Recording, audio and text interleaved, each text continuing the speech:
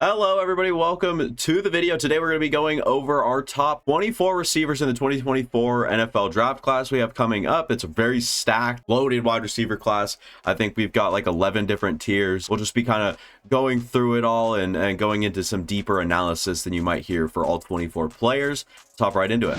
At number 1, and a tier of his own, far and out what I think is the best receiver of this class, it is Marvin Harrison Jr., the wide receiver out of Ohio State, standing at 6'3", 209, massive receiver, and again, best in this class. He's very polished and good everywhere, and he's a way better athlete than I think people are giving him credit for, and it's mostly because of the other freaks at wide receiver in this class. I think he's already a generational talent, and we do throw that around really loosely, and people would say like Brock Bowers and Caleb Williams, and Caleb Williams might be close to that, but I think Marvin Harrison Jr., you just don't see guys like this coming straight into the NFL, where right as he enters the league, he's already a top 10 receiver, debatably in the top 7 to 5 area. That's how great he is. To have that as a floor, it's just amazing, and that's the reason he is number 1 for me. I like my sure things. I like my floors on some of these players. You might see that as a consistent thing in these rankings, is where like you like the floor. I'm not really a fan of projecting and what could be and what traits. So we're kind of looking at like the floor for Marvin Harrison Jr. as the best in this class by far, and best, maybe you've had in a very long time. Hop into the pros and cons real quick. We'll start with the pros. I think the quicker movements look so fluid and easy for such a big guy.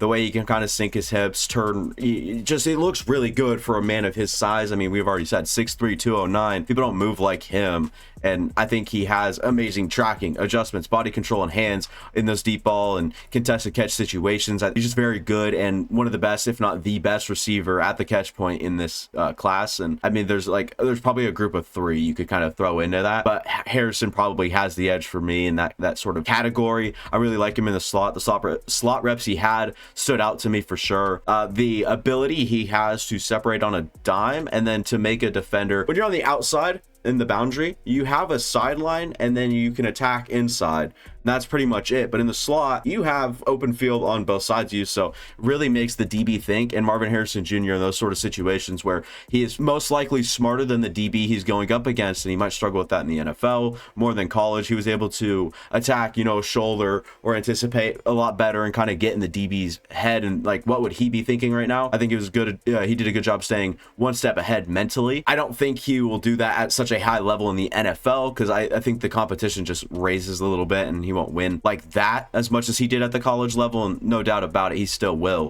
in the NFL. I just don't think he'll do it that often. I think he gets the job done as a blocker, but also has the awareness to bail out or get out of harm's way if need be. He does a good job protecting himself, but also being pretty efficient there in the run game when he needs to be a blocker. When he gets the ball near the sideline, he doesn't just go out. He'll loop back inside and get extra yardage instead of going out of bounds, and that's what I call avoidance yardage, or you might have heard it as avoidance yardage, and I've recently just stumbled upon that sort of like kind of, you talk about physicality and toughness and wanting to deliver the hit and not just going out of bounds 3 yards, before, or like you could tack on an extra 3 yards, but no, he lowers the shoulder and gets the 5 yards. So I really like that, and he's not just one to go out of bounds. He's like, not just gonna take what's here. I'm gonna maximize what the opportunity gives me. So I think that's just something that kind of stood out. It's something that I think he was elite at, and I think the only 20 score I gave other than like athleticism in this class, it was release. You can't touch him off the line. It's very, very tough to let Marvin, or to jam Marvin Harrison Jr. off the line with this release. He's just very, very good. I already mentioned this earlier, but I think he's the best receiver at the catch point in this class. He throttles down from full speed as good as I've ever seen. The ability to he doesn't have that freaky start stop, but once he's getting going and he thinks he has the DB thinks he has Marvin Harrison Jr. on a deep route, and he'll just throttle down and either cut back inside, turn around on a curl route, or whatever it is. He just does that so very good. And again, for that size, it's just so freaky and crazy to see, I guess, right? But very reliable hands with a great ability to catch outside and away from his frame, catch radius, and a hands catcher. We talk about it, with these receivers, you kind of look for the guys that just catch away from their frame instead of sitting there and just body catching, pretty frequently. Just freezes guys with breaks at the top of his routes. Another reason I like him in the slot, to give him 2 ways and not just be restricted by by the sideline. That we highlighted it earlier, but the ability to freeze guys at the top of a route, it's just amazing. And again, at his size, guys don't move as sudden or unpredictably as he does. Like, he can fake and I guess come out of breaks as fluid as anyone, and that kind of gives him an upper hand, and especially when he's got 2 ways to go. So if you're like really just trying to scheme up a 3rd down and 4 or 5 and you need someone to get open, you get the right coverage look, I'm going with Marvin Harrison Jr. in the slot. He's just so very good, and he probably will just be a dominant boundary receiver. Like, I don't think he'll get the snaps inside as much, but like I said, situational slot player is not bad, and I think a very good asset in that ability there with Marvin Harrison Jr. playing in the slot. Drives dude upfield after the catch. I think he's got good power after the catch. I think that's kind of just what that kind of subs up, is he's just got good power and not scared to lower his shoulder. Literally gets triple covered, which opens up his teammates elsewhere, and it's true. He will literally take so much attention over top or to one side that there's just a wide open slot receiver. Emeka Egbuka, I kind of saw it on his tape a little bit, and Cade Stover, and this is earlier on when I was watching Emeka Egbuka, because the way that I guess the route concept works was like Marvin Harrison Jr. over top. Emeka kind of, you know, savvy, the way he kind of plays, he kind of just sneaks into open places and sits down, and playing with Marvin Harrison Jr. gave him a lot of opportunity to do so. He can literally be held for his whole rep or the route or whatever, but when it matters, he'll escape and explode, or just like use some suddenness, get some separation, give the quarterback an easier throw. The way that you just look at his dominant reps and you know this guy's like amazing is he's not one to like just get shut down and then like be like accepted. If he's the first read, he's literally getting held and he breaks away at the last second to give his quarterback and kind of be on time there, in sync with your quarterback, know when you have to break out, and the fact that he has the ability to just break out of like someone holding him and explode and make that separation like that, it's really, really good. And I just don't think that many guys are doing that. So Marvin Harrison Jr., like I said, when it matters, I really like him making that instant separation and whatnot. And he's so good at using his frame for leverage and to shield defenders out. It's just something that comes with IQ as well, and time playing. You realize you have that sort of frame to, and I guess length too, right? Like arms kind of come into that. If a DB is coming up and you know how they have like kind of swipes when they come around you and they swipe, you see it all the time with like running backs on lower and more shallow routes. Marvin Harrison Jr. does a great job kind of boxing the dude out. If you watch basketball, you know what I'm talking about. He'll just kind of make himself a shield and then, you know, use that leverage and catch the ball. It's really good. Sometimes he'd still make the play like the DB wasn't in the middle of committing a defensive pass interference call. It's kind of cool. There's times where guys are literally tackling him as he's targeted, I guess. The ball's in the air and he's getting tackled, and he'll kind of like, you know, he'll get affected by it, but he still adjusts, tracks the ball, and still catches it like they aren't committing a blatant DPI call. So he just has a great sense in that, and I think that shows up with his great physicality score. He doesn't seem to worry about getting cracked on his way down from making a catch. He actually does a good job absorbing hits in those type of scenarios, and especially with this bigger frame, just kind of fielding that in like the waist area. I don't think when guys go low, I think that's just kind of, it's not cheap. You just didn't see that a whole lot, especially at the college level. I didn't see any like sketchy hits or these guys get tackled in any awkward sort of way. Luckily, everyone, like I didn't see anyone dislocate or tear anything while I was watching tape this year. It was a big plus, and I was actually kind of surprised by that. But yeah, Marvin Harrison Jr., he'll go up, get the ball, doesn't worry about contact behind him, comes back down, and then there might be a safety from, you know, yonder coming in, might deliver a hit, and either he doesn't absorb it always, he doesn't just like break the tackle, but he feels the contact well, and then he might end up going down, or it might just kind of stop him until another defender gets to him. So I mean, he doesn't always just come out of those situations and just power out of it and get some extra yak. I don't think he's like that. I just think he does a good job, you know, feeling the contact and keeping concentration until he gets to the ground. Last thing we'll say about Marvin Harrison Jr. is the great passion for the game. I think that this guy just ultimately, like, you just see it visibly, and I've watched interviews and stuff like that, and Marvin Harrison Jr. just, there's passion for the game. the hard work behind it. Like, just such a pure football guy, and love to see that for sure. We'll get into the cons now, and the first one we'll talk about is he doesn't seem to like, he's not the type to, I guess, invite contact or physicality of any sort. He could still work through it if he had to, though, and we have already talked about that. He's not inviting, he's not one of those like violent guys where they get it and they're like, you know, see bone, get bone, like that sort of thing, where you're kind of just going after contact. I don't think he's one of those, and these are little nitpicky cons, so you might be, well, why are you even saying it? You got to put something in the cons row, all right? So I don't think he's amazing when his quarterback's in trouble either. There's just times where I'd like to see him, you have an open spot right here, can you go to it please? And you just kind of wander off, if you will. And Marvin Harrison Jr. just kind of stays still and kind of watches. He doesn't really look or have that high motor other guys do to just get in the spot or like help his quarterback in any way possible, block or get to open space or run with him or anything that helps him in that sort of situation. I don't think Marvin Harrison Jr. did a whole lot of that, and he still helped him time to time. And I don't think his quarterback was amazing, and that's kind of another thing. He had a mediocre quarterback play in 2023 for sure. He doesn't sit down or manipulate zone coverage a whole lot, and that kind of goes with like a lack of I guess creativity while his quarterback's in trouble, or you know, he just very by the book, and you can tell he does his routes, like he just does it really well. So he most of the time just makes space for himself, but when he doesn't, he's sitting down in like zone or whatever, quarterback's like on a different read, he might want to switch back to his backside. Like obviously you'd like to see him kind of inch away from defenders, but he has a big enough frame where it almost doesn't matter. But to get to an open zone or sit down on a slant route would be fun to see every here and there. Bails out of blocks a little early at times, trying to avoid contact. And we talked about this where he was like cautious, and he did a good job being aware while he was blocking and avoiding any sort of unnecessary like pile ups or anything like that, where people got injured. And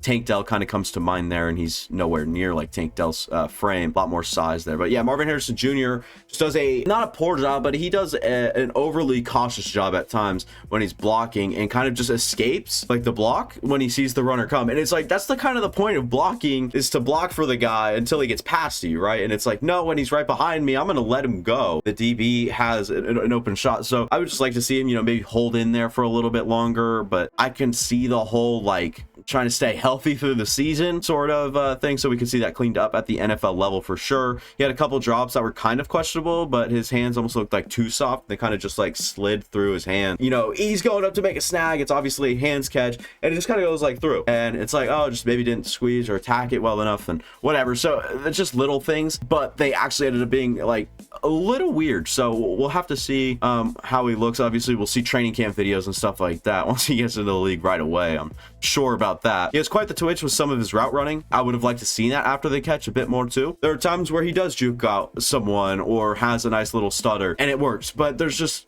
a lack of consistency there. Like I said, I've seen it, but like twice, and I'd like to see him do it a little bit more. And I like that twitch, or like that free sort of looseness in open space after the catch. It would have been just nice to see it more consistently from Marvin Harrison Jr. But overall, in a tier of his own, you see why this guy is amazing, and I love Marvin Harrison Jr. to the depths of this class for sure. He's amazing. I like I said, barring out tier 1.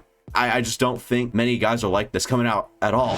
The first tier was obviously Marvin Harrison Jr., but I'm basically just going to be going over these tiers after we're done. Marvin Harrison Jr. to me, like the reason he is tier 1, no one in that tier with him, the floor. It's just knowing what you're getting day one, and to have everything put together, like just no one else has that in this class to me. So tier 1 speaks for itself, Marvin Harrison Jr. And let's move to tier number 2. And the first player of that tier, and this might surprise some people, but we've got Washington's Odunze at number 2, 6'3", 212, bigger than Marvin Harrison Jr. just by 3 pounds, but he's bigger. With that comes his 50-50 balls. They've become 80-20 balls. Rome was quite fun to watch. He really showed out and impressed based off expectations coming into the tape. Obviously, I was looking forward to seeing a guy that's just dominant and uses his size, and I've seen his tracking. I saw the highlights. I watched him earlier on in the year, and going through these final checks, he really took that step up, watching more games, a lot more games, and a lot more catches. I just think Odunze, just the further you went on through his tape, the more and more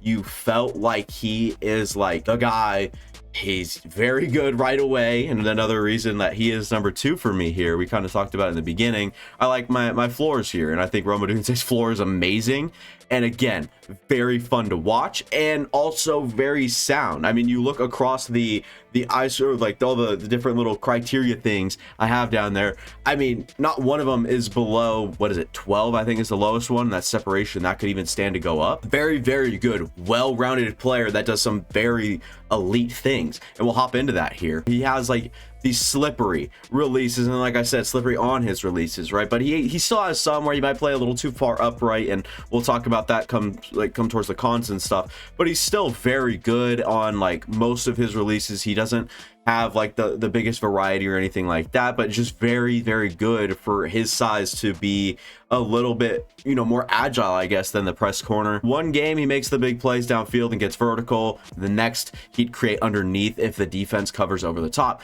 a little bit better. So I saw this, and this kind of showed up against Oregon both times. So he went against Oregon twice this season. The first time around, he punished them so much over top. It was big play after big play, getting vertical, making the absurd catches he does. And then the next time they went up, they're like, all right, we're not letting this guy go. We're gonna have a safety and corner on him at all times. And he's like, all right, I'll make my separation underneath, and I will destroy you guys over the middle. And that is just like what's really cool to see is from game to game, he shows everything, and he does it all very consistently.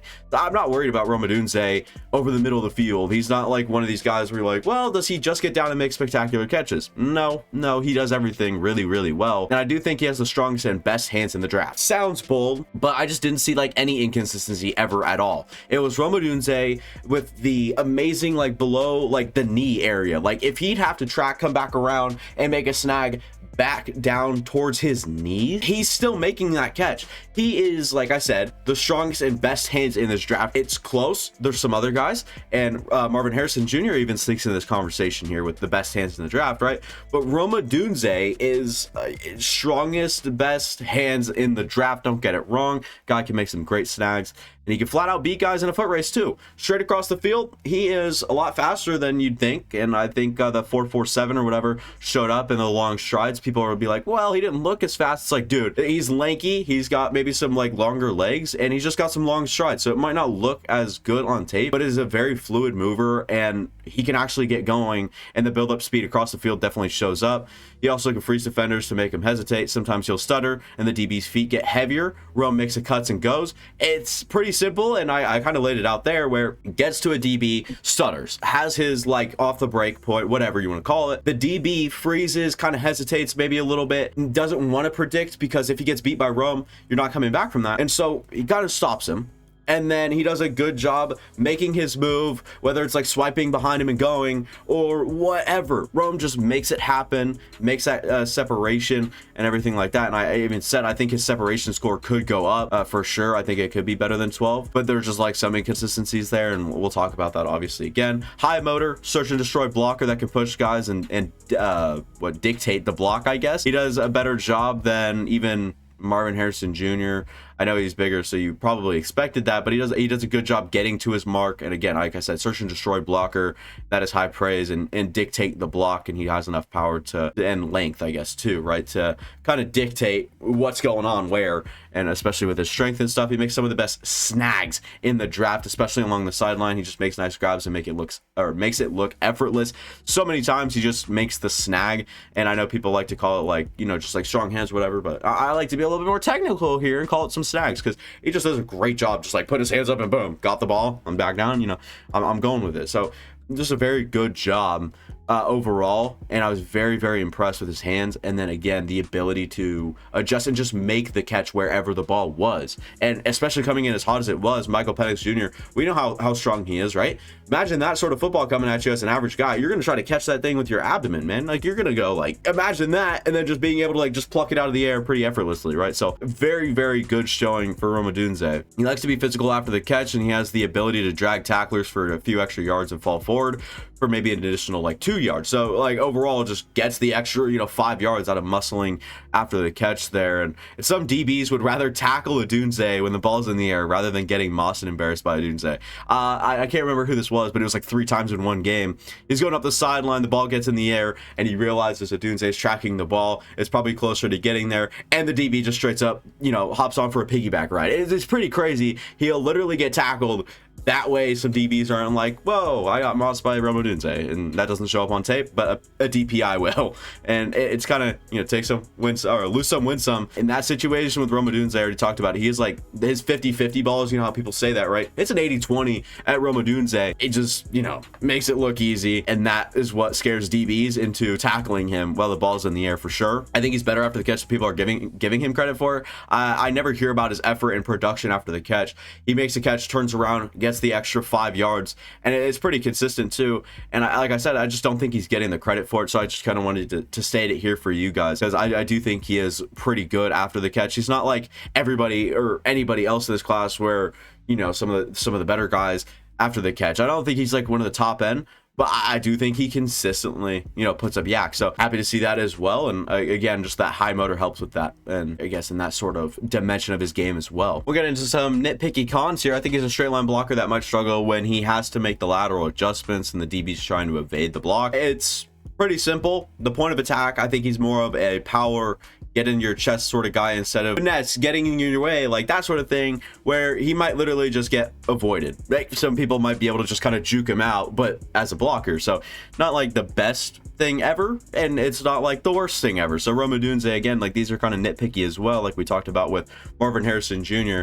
I wish he was better when he's improvising with his quarterback in some scenarios. He's good at times, just kind of, he does try, and it is like there is the effort there, but I just think he needs a better understanding in doing so and kind of just getting to the better spaces of the field, because there are times where Penix Jr. does escape or has extended time in the pocket, and Odunze is kind of sitting there and then running back towards the quarterback, but oh, there's a linebacker right there. I would like him to come in like maybe diagonally or get to just even sideways at times where there was just open space right next to him and he's running like back into a linebacker. It's like just kind of having a better understanding and more aware of it. I think he'd do a very good job in the league because of the effort there. He lacks some of the initial burst and explosion right after the catch in the open space. He'll kind of jog underneath, and then he doesn't really up the tempo once he's made that catch. He'll kind of wait to diagnose, or like, well, till he turns upfield and has to make someone miss. So there might be like a chasing linebacker in pursuit, and he might catch him from behind because he's more worried about when he has to make go-go juice to kind of kick in. I would just like to see him maybe accelerate right after the catch a little bit better, especially in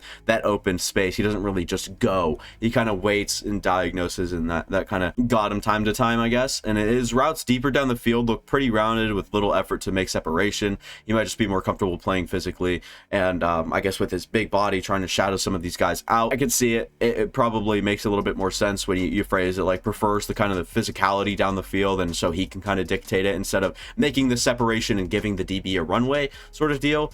So, I mean, there's like just preference in play, but there's probably just better ways to go about it and making the separation while also trusting your quarterback to lead you. And even if you have to use your physicality, use it. Like, it just shouldn't be, one or the other. I think there's a good blend of both that he might need to find and kind of tune up a little bit better. Struggled with go routes or the 9 route against press man when he didn't have much room to operate or he didn't gain a clear advantage right away. Talked about it earlier with some of his releases, and he's very slippery. But there are some where he, like I said, runs a little bit more upright or whatever, gets off the line, can't avoid, and he's stuck there by the boundary. And I think Kyrie Jackson did the best of all the corners I think I saw because of that size.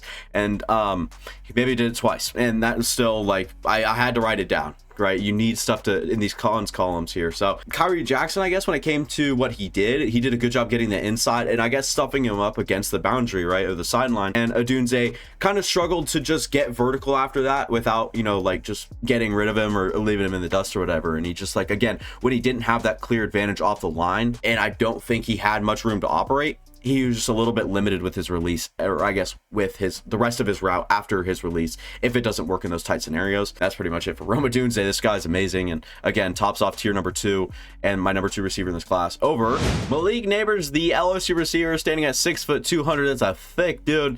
There's tremendous upside, and I'll agree with everyone when it comes to Nabers' speed and quicks. He's electric, rocket ship, all of the words that you want to use there. I just didn't see the whole picture. Nabers had a few more struggles and cons than I thought thought he'd have coming in, and definitely has the upside. And I definitely hear about the upside, the traits, the whole story with Malik Nabers is, you know, what he can be and what tremendous devastating quicks he has and the speed. And I hear about it all the time, and I agree with it. I agree. I just don't know projecting wise. It's my first year going this far into the draft process, right? So one, I've never like seen traits translated, so I'll have to wait for that to kind of develop in my own self-scouting area. But when it comes to Malik Nabers, there is some elite things that come up time after time, rep after rep, that doesn't always, you know, show up when, you know, they're just not used in the right area or like whatever. Like I said, the floor just maybe isn't there and the upside is, and it definitely shows up with Nabers on tape. And we'll hop into what I saw, I guess. Definitely seemed to have a good connection and timing with Jaden Daniels that made the short and easier throws so much better and much more fluid, and giving him the opportunities after the catch. He can just run away from anyone. He doesn't have to try so hard to make the separations like the other guys in this class. He can flat out run and turn and explode and just be better and faster than the other guys athletically. Like, just overall, that is where it's like a trump card, dude. In any rep, he turns and he's just faster than the guy next to him, more explosive than the guy covering him, more explosive and just better overall than the guy right next to him. And that just is amazing. Really good on comeback and curl routes when he threatens deep. With his deep speed, obviously it's pretty quick, and then all of a sudden he puts on the brakes and just works back to the quarterback or towards the ball. You know, he's in a full out sprint. He's making you think he's going 40 yards down the field, vertical route along the sideline, and all of a sudden dude stops, he comes back inside, and then there's 8 yards of separation, and he does a good job after the catch. Jolts of speed to blow past defenders halfway through the route. That's good route tempo, I guess, too, right? Like when you talk about guys that change routes and then once they make their pivot and they're gone, it's just good timing, tempo, all that sort of thing, right? But the way he does it is like he won't jog even on a 9 route, which is a go route, just vertical, right? He'll kind of just like put a step in the ground to go left, like he might be running a post, and then just explode out of it, and then the safety's like, dude, I had no chance, and the corner just gets straight up beaten. That is just like another thing, like I said, like just the trump card in his game, and it seems to just be a little bit more dominant.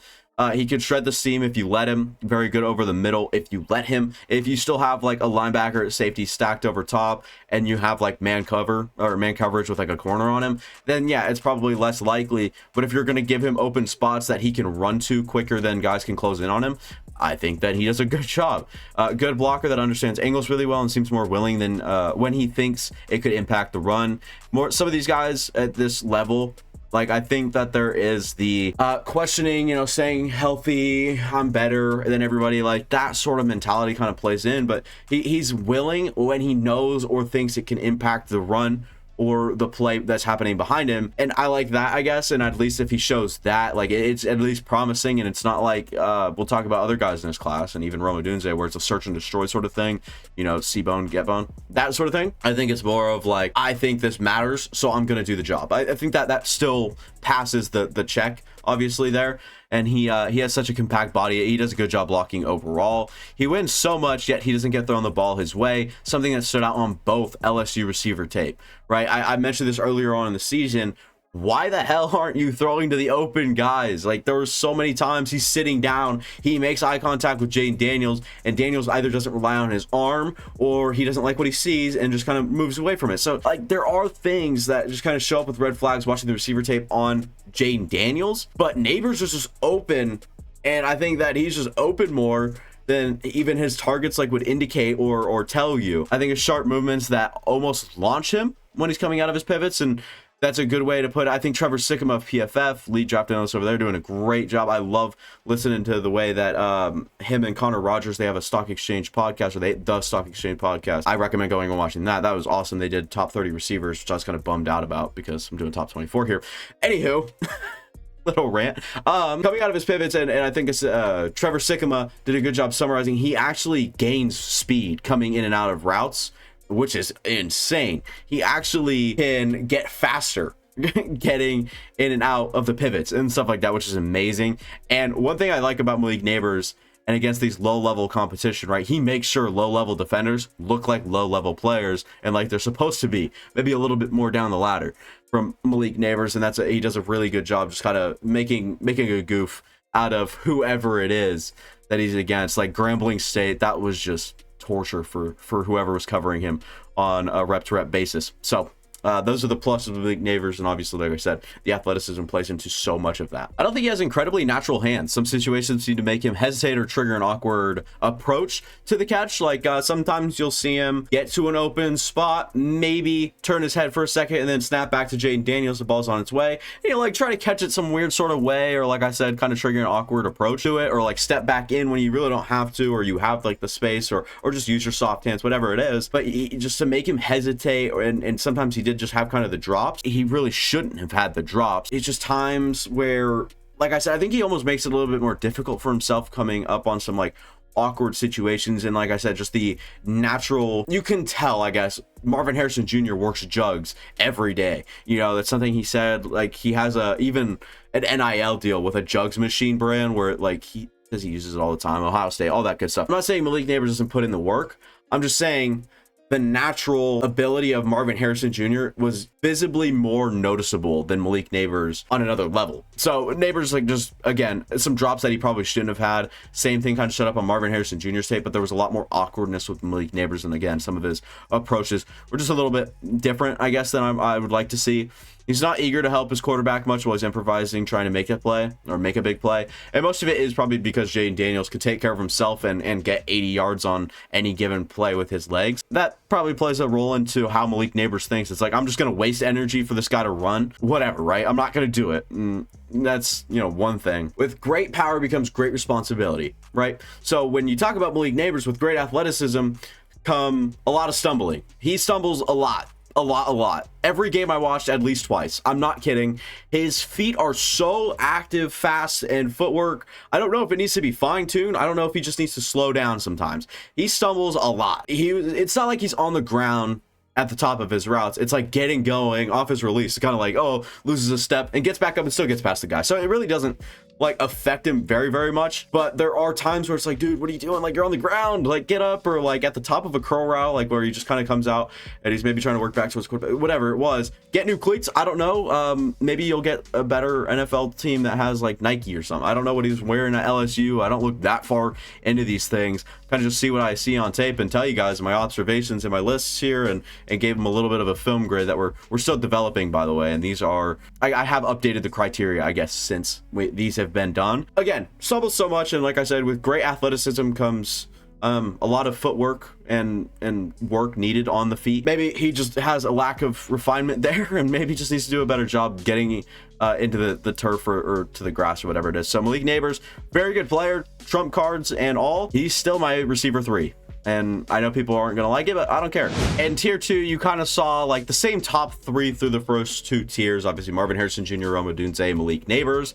And maybe Harrison can be on the same tier as these guys if I'm like, you know, projecting other stuff, right? But just when it comes to tiering these two, Odunze, Malik Nabers, I like Odunze's floor, and I like what Malik Nabers could be. So I think these guys were just like a step up above the next guy we'll talk about. And, you know, there's just like different ways you could look at it, but this is definitely just like the tier 2 sum up here. The clear-cut top 3 in this class, interchangeable. Every, you know, so odd, you'll see everybody else have it a little bit differently, or someone else have it a little bit differently. But for me, it went Marvin, and then on this tier 2, we went Odunze to Malik Nabers. And this one, it was close. I'm not gonna lie. I think I actually had Malik Nabers up before the video, and I was like, well, Odunze floor, Malik Nabers trump card. Like, I just don't know how to value that quite yet, to be honest, right? So full transparency, it could have gone either way. Next guy we'll talk about, my wide receiver number 4 in a tier of his own. It is Brian Thomas Jr., the LSU receiver, coming out at 6'3", 209, obviously very good size. And for that size, he's a crazy athlete. He does lack some of the small stuff you'd like to see, a little bit of the nuance, right? But the intangibles are just definitely the best and great things you see on the tape, and you see with the good eye score he's gotten credit with. I think Thomas's upside is top 5 in the entire class. And what I mean, not receivers, I think in the whole class, when all said and done, production, careers, you know, big situations when it matters, Super Bowl, whatever it is, Brian Thomas could be a top 5 player in this class when all said and done, if all works out for him. He is crazy. And I think, again, the intangibles are there, the nuances aren't, and they are developable. And we'll talk about Brian Thomas Jr. as a player, a guy I was so high on. I even had him above Rome Odunze mid-season, I would say. I mean, hey, I think I did a good job there a little bit. We'll talk about how he even has guys worried before the ball's snapped. All right, some of the DBs will start and press, and then, I don't know, it's probably by design, but they'll slowly just kind of move back, and they'll give themselves 4 or 5 steps before the ball's even snapped. That way that when the ball's actually snapped, they have that extra, you know, the cushion, I guess, there, right? But the inside releases look really good and easy for him. He also does a good job regaining inside leverage when the DB starts with that inside leverage. What I mean by this, like, you might see guys like, okay, so here's the DB, here's the receiver. You're going to line up on the inside leverage. That's what this is. And say this is like about the sideline right here, right? So you kind of go up, up, up, and then he does like a good job jabbing out and then back inside, regaining that inside leverage, right? So that, if that makes sense. I like the IQ he blocks with. He's got an all right effort and doesn't always execute, but he's definitely better than others in this class. I think his teammate, even Malik Nabers, was a little bit better than him. And like I said, he's got all right effort, but he doesn't always execute. But he's definitely better than some, so you can't really complain about it too much. The DBs he plays are very concerned about getting beat deep. He can literally just stop and already have some of that extra space, cushion, separation, whatever you're gonna call it. It's to the point where he's a vertical threat until he's not, right? So you have to assume you're gonna have to take him out of the play. Like, you're gonna have to take him deep every play. That's kind of the mentality. You just don't want to get beat deep. That's kind of a big thing, right? So DBs are going to play with deep ball first in their mind. Like, that's kind of like their first read. And so when they're tracking up, they're going to get ready for the devastating speed just for him to stop as their hips and stuff have turned upfield, and boom, he has a lot of separation. And it's not like everybody can do, like, I think that is something that's kind of teachable, but Thomas, just the natural ability to have that, and the fact that he does it so often and gets beat, or gets deep and beats everyone deep, it just kind of leaves that up in their head every time they line up next to Brian, or I guess across Brian Thomas Jr. He can just leave guys in the dust if they hesitate for even half a second. It's pretty crazy. Again, devastating speed downfield pretty easily. Shows great ability to maintain blocks with good leverage, awareness, and strength. Again, that's another reason I think he was a better blocker as well. The ability to kind of, I wouldn't say he doesn't dictate, like, he's not a dictate the block type of guy like I talked about with Rome Odunze. He just does a good job being aware of where he needs to be and how he should be blocking in certain scenarios, and I think he did a good job like maintaining consistency and a block, I guess, right? So definitely a fighter after the catch and tries to get every yard available, something I really like, and something that didn't really show up like production wise, and I think we'll talk about that. I think that's in the other column we'll talk about when we get to Brian Thomas Jr. in that regard. When he has the open space after the catch, you can surely maximize the yardage and deliver a damn hit. It's not even close. Guys, you know, lower the shoulder and make a hit. And I talked about avoidance yards earlier, and I think he's more of the fighter type. And he just does a good job there. And he's such an asset in an offense because of his ability to take a safety and a corner with him downfield to open up opportunities elsewhere. Saw it a lot. I think Tyler Lacey or someone like that. I can't remember what the third LSU receiver, but I just saw him live in open space because of Malik Nabers and Brian Thomas. And it just really got me thinking, like, how much of an asset he is in an offense, or to an offense. The fact that he can just take a lot of attention with him. He understands what he has to do when his quarterback is rolling out, whether it's getting out of the way, you know, for Jaden Daniels and just creating a run lane for him, or work with his quarterback and kind of improvise with him, make a play on the run, whatever it is. And we talked about it with Malik Nabers. He was such a frustrating watch because Thomas was open so often, and the team really left tons and tons of yardage and opportunities on the field for him. I feel for him, man. He gets frustrated every here and there. You'll see with the lack of targets too. I think that's in the cons column where he's kind of a complainer, but for good reason. I agree with him, man. He should be throwing the football a lot more than he's thrown the football, and that sucks. And it's just overall, like, it just comes up on tape time after time. Brian Thomas Jr. is open. Malik Nabers is open. I'm not going to throw the football. Like, why, dude? They're open. I don't know. There's just like maybe a thing that the quarterback sees that maybe the casual Joe doesn't. And that is obviously true. But there are times where it's like, dude, throw him the football, or I'm gonna like turn off the tape. It's frustrating. And I said such a frustrating watch, because that is just a heat of the moment. I wrote down such a frustrating watch because I was frustrated. Brenden Thomas Jr. deserved a lot more targets, catches, everything like that, and opportunities. And like I said, they really left tons and tons on the field for him, and just left some for Malik Nabers. Obviously, Nabers was probably like the first read.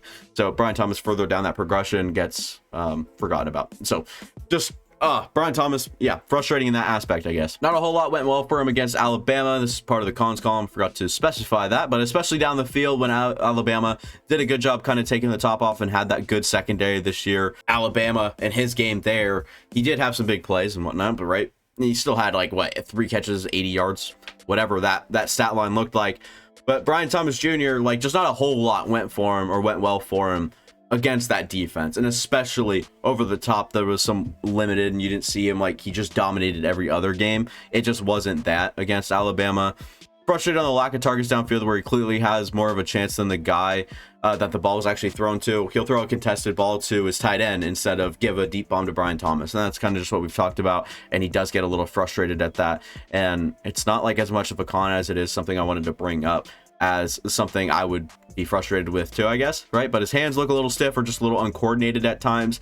Very true. Even underneath, and it's like a softer throw from Daniels, he'll still like juggle it or like try to like clamp it. Like I don't know honestly what his deal is, or even Malik Nabers at times. Like we saw little things like this.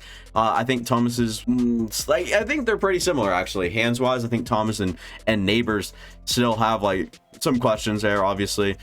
I don't think he struggles with contact during his routes. I just think he engages and plays into it for too long, and he's kind of fighting back. If a DB within the 5 yards is like kind of pushing, jabbing, whatever it is, getting one of his shoulders or whatever, Brenden Thomas tends to feed into that, and he will like try to like, you know, jerk him around, get past him, whatever it is. So he kind of gets stuck in a foot fight or whatever you want to call it. He just fights back, and it's time consuming and takes out of his rep for sure.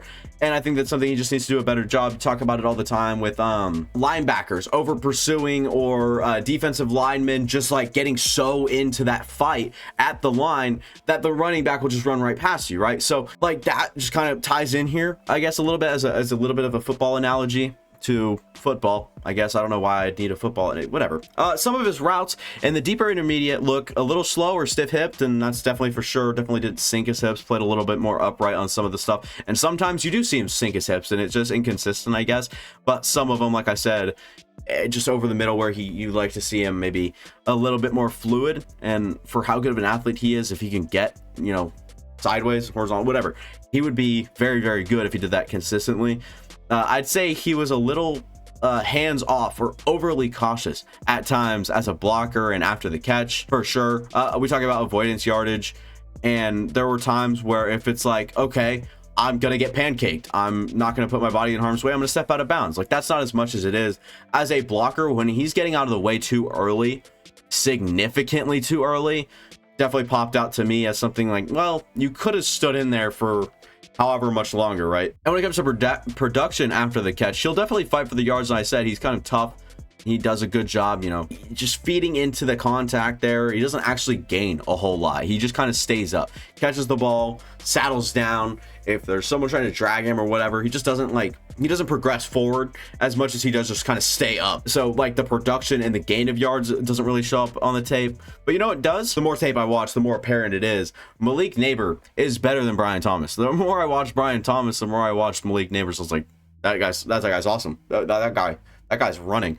And Brenden Thomas, it was just like kind of got shunned out a little bit, and Nabers definitely stood out on Brenden Thomas's tape for sure. And I thought the same thing when I was looking at Malik Nabers for the first time mid-season. I was like, dude, this Brenden Thomas kid's awesome. And it was just like, I guess the select games I watched, or the certain splash plays that showed up on each other's tape, I think Brenden Thomas Jr.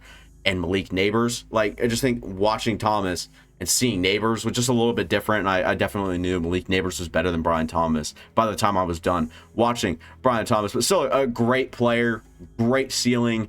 And that kind of ties in with, I guess, this tier of his own right here, right? In a tier of his own, it was Brenden Thomas Jr. And again, it's just that crazy high upside. You see what you're getting, and it's just a tremendous tester, straight line, vertical. that, you know, occasionally things, it's like, it's just an upside area that I think I did a good job looking at the traits here instead of saying, well, and I actually do like his floor a little bit better than, you know, I think people are saying. People are like, well, he's a one-trick pony and that trick's awesome, but there's a chance that it's taken away at the NFL level, like just stuff like that. And it's like, I think he's a little bit better than that. Like, give him a little bit more credit where I think, I don't think people are giving him credit for. So just stuff like that. I think Brian Thomas Jr. is a great player and deserves to be on a tier above some of these next guys for sure. The man with little size and the man with little flaws. Ladd McConkey, Georgia's receiver. I think it was 5'11". I definitely could be wrong. It's like slightly under 6 foot, but with cleats on, we're gonna give him 6 foot 186. Little guy that has no problems with the technical aspects of the position, but might struggle with NFL physicality a little bit, and did a good job. Just overall as a technician, we'll hop into that. And first and foremost, I think that he's given out as like the best route runner in the class. Him and Marvin Harrison Jr., they're on the same tier, but I probably stack Marvin above him. It might sound crazy. Maybe I don't know what I'm talking about, and I'm sure I'll get some of those comments right. But, you know, I think that that's just what I think. And that's what I'm relaying to you guys. Ladd McConkey has one hell or nasty of a double move. It just worked very well, very often. It looked very polished. It looked very refined. It looked very, very good. Serious speed and twitch. That's the thing. There's players with quickness and there are players with long speed. Blend them both. You have Ladd McConkey. This guy's amazing at turning like little things into big things. And okay, he does a good job exploding out of a cut, or he catches the ball and he just goes quick, and then he ends up beating everybody else by a stint, and it showed up with his 40 time for sure. He's very quick. I think that's just like awesome to watch as well, is to have like that quickness to blend it with the long speed to match. He gets up to speed quick and then can carry that speed on. It's awesome. I don't think that there's a blend of like, I don't think there's a blend like that in this class that I liked quite as much as McConkey. He's a willing blocker with some good technique, not a whole lot of power. That kind of holds him back a little bit, but like I said, good technique. He's willing, so that's fine. That's kind of all you need to get on the field on the boundary or whatever, right? He can separate at the top, speed, and turn a defender around 30 plus yards down the field. Some little jabs inside, outside, whatever it is, where if you're on a deep post, or even if you're going to fake the deep post or option or whatever it is, he can like jack and kind of plant his feet and kind of, you know, make the DB kind of like, you know, if he's playing with his back to him, whatever it is, he turns a defender down, or turns a defender around 30 yards down the field, and it just does it kind of routinely, and something that stood out to me for sure. There is some legitimate go-go juice with Ladd. It stood out just a little bit. He's fast. He's a fast dude for sure. He's got legit go-go juice. That's just the way you put it. Tough runner with a surprising ability to absorb contact, and he's not getting, you know, whacked around or toyed with or just ragdolled, right? So obviously there's that goes with the smaller frame. Can he withstand some of that? And I don't think that he does a good job like at the catch point or whatever, and struggles with some of that. But there's just times where he does like absorb and break an arm tackle, and you're like, oh, at least he can do that.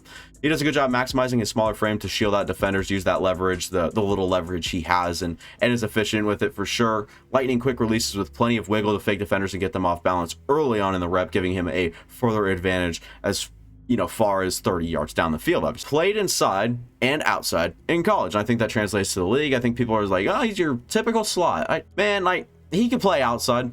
And especially with the nuance he has, nuance galore, the words I'd use for him. He's amazing. And I think he play inside and out with every little thing he does. I think it will and can. You know, if I had to bet, I think he's a very productive receiver on the boundary and in the slot, wherever a team wants him. And he'll play it, and he'll play it at a very good level. Two cons with Ladd McConkey, the absolute least of them all, but they are pretty big, I guess, right? Significant. Struggles with some physicality time to time, and that's only elevated in the NFL. So if you're struggling at the college level, and it is the SEC, it's only elevated in the NFL how much he's going to be roped on at the contact or the catch point, whatever it is, where guys literally can just like knock it out of his hands. Like, it's just going to be a little bit easier for the next level defenders to get around McConkey physicality, like just stuff like that. Like, it's just like, I don't think he has terrible physicality. I think he might just struggle with it in the NFL. And again, that's just probably why it's a con. It's a pretty significant one. As good as he is in space, I don't think he's a power runner and goes down fairly easily. When I say that, I say it in the nicest way. And like I said, I don't think he's the best. I think if he breaks an arm tackle, every, you know, here and there is good, better than expected. But there's still like few things you look at and it's like, man, he's going to get hit at the next level and I'm going to be concerned for sure. And it kind of comes in with these smaller receivers that we see like Zay Flowers, Tank Dell kind of take over right now, where they don't struggle to stay healthy. It's just scary when they get hit. I think same thing goes here for Lad McConkey, who actually looks and probably played a little bit smaller than 186. We'll see when it comes to the NFL. He could be amazing, and these things can be avoided, and especially with the technical aspects, right? When the guy gets him, he's got.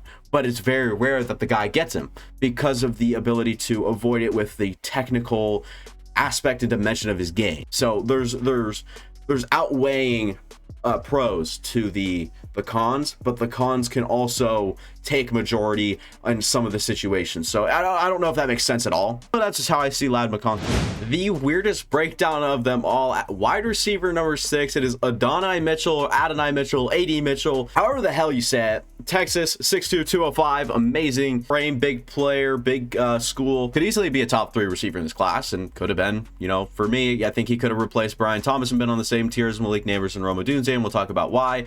But I still think he could be that player when all said and done. I don't like the lack of effort everywhere, literally everywhere. There's still a lot of good with Adonai. I could see him easily being a very good pro wherever he ends up in the league, like for sure. He has all the tools. He's amazing. And if there was an effort score, it would be 0. I feel like we've already started on a negative note, so let's get to some of the pros for Adonai here. Great grip to keep the guy he's blocking in front of him. He does a good job kind of, you know, I guess dictating. I could use that word here. You can also line up in line to help block inside. He's a legit weapon, and he lined up everywhere for Texas and just did a good job, you know, being an asset, I guess. He's turned guys around within his release, or with his release within 5 little jab steps. Dude, I've got to phrase these things better so I have a better chance at not looking so stupid. He turns guys around within 5 little jab steps, or whatever you want to call it, on his release. That's how you say it. He just did a good job, you know, like giving him a little jitter and then turning him around and then going the other way. It was just crazy what he can do and manipulate the defender within just 5 little steps. And he did it, I saw it like max like 3 or 4 times in one game when he did face a little bit of a different like defender. I think it might have been TCU that I think he got 2 guys in like back to back. Like, it just stood out to me, and I was like, I'm writing this note down. It's really good. Great tracking with some late hands and good adjustments on some of the jump balls or just deeper stuff you have to track over the shoulder. When I say great tracking, I'm not exaggerating anything. He's got great tracking. Some of the great like late hands you like to see as well, up there with Odunze. I just like the adjustments he does, and does a good job kind of getting his head around, positioning his body, shoulder, like kind of keeping the guy out or whatever. They're very fluid on some of his breaks, 20 to even 30 yards down the field to create separation at the top speed, or at his top speed, which is very, very fast. He still like does a good job blending a little bit of everything to still turn and do a good job, you know, creating separation. I don't think it's as sudden as it is effective, I would say, right? You should be the only red zone target anytime he's one-on-one. It would be a crime not to. You see him press man, fade route, outside, man coverage, no help, blitz coming. Yeah, throw it to Adonai. Shouldn't even be a question anytime he's out there. He can really use his body and length to get in front of defenders and box him out. Kind of already hit on that. He does a good job, much like the other bigger receivers at the top of this list. The hand-eye coordination, or the hand coordination, and the over-the-shoulder tracking looks elite at times, and it's probably most of the time, actually. I'd say a majority of the time, it looks and feels elite. The double move is dangerous for Adonai, like dangerous. Like, this man dangerous. He can't go, you know, he's gone. He's dangerous. He just does it. He's very good when it comes to that aspect. When he tries to block and he knows he's an important blocker, he gets the job done most of the time, in parentheses. So I basically put every little condition I could when he tries to block and he knows he's going to be important, he gets the job done sometimes. It's the best way I can put it for him. Can just jog and mess around, and then all of a sudden he'll just turn around and catch the ball, or accelerate and leave a DB in the dust. He does a good job kind of messing around, if you will, for the first 10 steps on the route, and then boom, all of a sudden that dude gone. You're not going to see him. He's either leaving you in the dust, or he's just like breaking off a route, turning around and catching the ball. It's kind of funny how that works. Kills teams underneath, whether it's finding a spot and exploiting it, or creating separation, and has free will and a lot of space. And that alone, you have to think about the vertical threat that he is, along with his teammate Xavier Worthy. Has teams playing maybe a little bit deeper, that when he does, you know, work underneath time to time, And even in the intermediate areas, it's just like when he has that open space and he creates that whatever it is, or just exploiting and sitting down in a spot, he just does a good job in those scenarios. He knows to work back to the ball to give him more room to avoid contact, and he has more space after the catch. Just a good job in that like aspect of being aware of what you're doing, where you're doing it. Very strong and sure hands overall, very reliable, and just make some of the snags like I talked about with Odunze. I do have his hands slightly under Odunze. Very close, actually. Very, very close. I think Adonai, he'll miss some blocks when he's against the quicker guys that can straight up just dodge his frame and arms and like just can't really reach out that far. Struggle turning towards the corner and has the little inside leverage on him. That has a little inside. I kind of said that wrong, but it's the same thing we talked about with Brian Thomas, how he regains that inside leverage. Adonai kind of struggles to get through that DB to get back inside if the DB has leverage. It's not like the rep is over or he's lost it. I think he just does takes a little bit longer if, you know, he's still in play in that situation. Low motor overall. No one can argue that if you've sat down and watched the tape. Period. I'm not going to go into that a whole lot. No urgency on some of his shallow routes, and just jogs underneath, and that could be like he feels like he has space or whatever. I'm not trying to make excuses. I'm just trying to give myself better ease at mind for putting him number 6. He can run, but I never see him get behind the defense unless there's a double move involved, and that's true. He can definitely, he's got speed. I think a 4.34 40 is insane at his size, especially. I just never really see him, like we saw Brian Thomas, 6'3", 209. He gets behind defenses consistently. Not the same for Adonai. He will, you know, get him on a double move and he'll get past a secondary.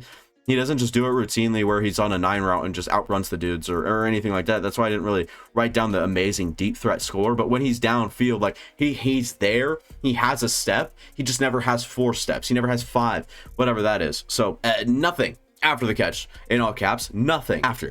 He goes down easy. There's little burst, no elusiveness, no creativity, no physicality, nothing. All right, nothing. He doesn't look very fond of contact anywhere, everywhere, whatever. When he's not open early, there's times where he'll just dance for 3 seconds straight trying to get away from a defender to get open. They kind of have him locked down, or he runs into a covered zone, does his own thing for however long that basically the play lasts to try to get away and out, instead of like sitting down or just working a few steps the other way, trying to make himself a more viable option for the quarterback. And he's unaware as I've ever seen as a blocker in space. I'm taking Lad McConkey as a blocker over Adonai Mitchell, and it's not close. The way that Adonai works, it's so bizarre. He just lets the guys go, or he just doesn't have great peripheral vision. You might need to get that checked. Might need to wear some contacts, buddy. Put some spectacles on. I don't know. Whatever will help Adonai Mitchell and his work ethic, and whatever the questions are right now, his interviews are going to be very interesting with NFL teams. And a reason I think he has a chance to be a maybe even mid-day 2 pick is the question that we had about like Devondre Sweat when it comes down to like controlling your weight. Is Adonai Mitchell like even in it to win it? Does he care about football? This guy like just like lets people go. You know, he'll be looking at the sideline to see if any of his buddies are you know, making handshakes with each other. Well, you know, when he's like kind of turned around and then just someone runs past him and he just doesn't even care, doesn't even try it. It's just very absurd and crazy, bizarre. Like all these words fit to Adonai Mitchell's like lack of effort everywhere, and people are like, I'm putting that aside and I'm making Adonai Mitchell my 4th receiver. I'm giving him the benefit of the doubt that Texas told him to do that. I very, very strongly don't think that's the case scenario here. Interesting situation for Adonai. To speak to how bad I'm digging at him right now, I'm not trying to like character assassinate, right? He still finishes as wide receiver 6 for me, tells you the talent. This kid is awesome, and I said he could be a top 3 wide receiver in this class when all said and done. I believe every bit of that. It's the questions that are shooting him down this rankings a little bit. It's bizarre. I don't know. It's crazy. Last receiver in this tier here, we got Troy Franklin, same size or same height as Adonai, the Oregon receiver, standing at 6'2", 183, very skinny. And we'll get to I don't know if I said it in the cons list, but I'll definitely say it at some point in this. But shows flashes of everything, and trust me, I like the guy. There's just some inconsistencies along with his stick bug frame. That's what I was going to bring up, the stick bug frame. Love that comparison there. But the bust potential is a lot higher than you'd like. That being said, the effort, the releases, the separation, the speed this kid plays with has a good chance to translate to the NFL. I like that. It's just the stick bug frame is really concerning. And like I said, just a little higher bust potential that I'm not a big fan on, but I still say I'm a little bit higher on Troy Franklin than the general consensus right now. We're seeing him a lot lower than this, just about everywhere. More than willing as a blocker with a great tendency to get to the right position in case he has to make that important block. I like that a lot, and maybe he's not always like the most effective player, but he's getting to the right places. And like I said, more than willing as a blocker is a really good trait slash quality about a receiver you like. Seem to be in sync and have a good feel for his quarterback, including sitting down in the right zones or like the right open spaces at the right time. Just kind of seem to be or have a good rapport with his quarterback, and definitely showed up on tape. His 10-yard in is so good. Like when I talk about that, you go 10 yards, turn back inside, basically like a curl route. You ever played Madden? It's so good. The DB has to account for the big play and the speed in which he plays with, and it offers quite the cushion for Franklin. It works 90% of the time, to the point where he's going, I'm gonna beat you, and then turns around and then boom, the guy's gone. He's worried about Franklin taking him deep. Franklin all of a sudden turns around, and it's so good. And like I said, it works 90% of the time. Him and Bo Nix connected on that one a lot. Has more variety with his releases than I've seen in this class, and it's true. He does everything off the line. He does a very good job off the line. Every time he gets off the line, like, I'm pretty confident he'll get around, and I don't think he really struggles about getting held up unless he doesn't try to be or unless he doesn't use, I guess, the variety and technicality on the releases there. He shows the ability to work underneath and really understand what to do over the middle to protect himself, and a lot of that is on the quarterback too. You see elite ball placement from Bo Nix. If you guys didn't see my quarterbacks, Bo Nix is my quarterback too. I know, mock me, go down in the comments, call me trash. I don't care. It was amazing. Troy Franklin did a good job like avoiding contact. It's not like Tyler Lockett-esque where he catches a ball, sees a guy within 5 yards, he's going down, he's like, oh no, I slipped and fell. No, Franklin still does a good job, you know, lowering the shoulder or whatever. He really understands what to do, like in the scenarios in which he's in open space and maybe someone might deliver a big hit. And it is kind of concerning. He's a little bit smaller at 183, still, you know, 6'2", good size, everything like that. He just does a good job working underneath, then turning it upfield, getting what's taken in the yak department, right? I just don't know. You know, we'll get to some of the concerns with Franklin. I just don't know how many of these are like elite. Like, we don't talk really, like I talked about trump cards earlier, and that is just like the best traits that you can have. And I think that's something like I didn't really hit on, was like the separation, obviously like the quicks he kind of plays with off the line, especially. I like Troy Franklin a lot, but there are a lot of cons that come with him, and that's kind of just the what I was talking about with the bust potential, if you will. Tends to miss blocks initially. It looks like he just tries to kind of throw himself into the defender and see what happens, just kind of get in the way, and sometimes they're just able to avoid his efforts. So they're like, well, I mean, you tried, and moves on with their day. When someone gets hands on him, you know, he has to work through some of that contact. He gets slowed down and maybe struggles a little bit. It's just kind of where he doesn't excel, right? Is when he is getting like draped on, or someone's getting hands on him on the line, sticking with him, and then, you know, getting with him on his breaks, and then he has to, the ball's thrown to him over the intermediate route with someone right there. And it's kind of those things I talk about with using like leverage and stuff. Like Troy Franklin just doesn't really do that as often due to the like low physicality score. If you guys are seeing that in the bottom left corner of your screen, I believe. He struggles to work back to the quarterback or even make that heroic contested catch. Like, the things I like to see in a receiver, like, is just kind of go up and get it. That's reasonable for your frame. And I think he should have actually been able to high point a few more than he did. And working back to the ball, that was also a little bit of a flaw.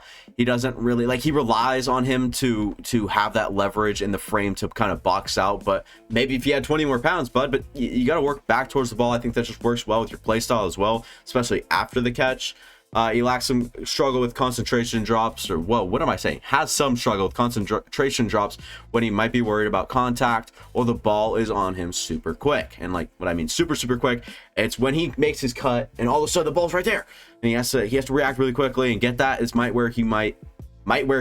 Great for me. If that situation, or if he's put into that, I don't think he's as comfortable there. I don't think he's one that can just kind of field it or catch it with ease, if you will. Lacks creativity after the catch, showing on tape that he's mostly a straight line runner and doesn't threaten to slice through the defense as much as he will threaten to, I guess, stretch vertically, get a block, and go, as much as he does like slicing through, like I said.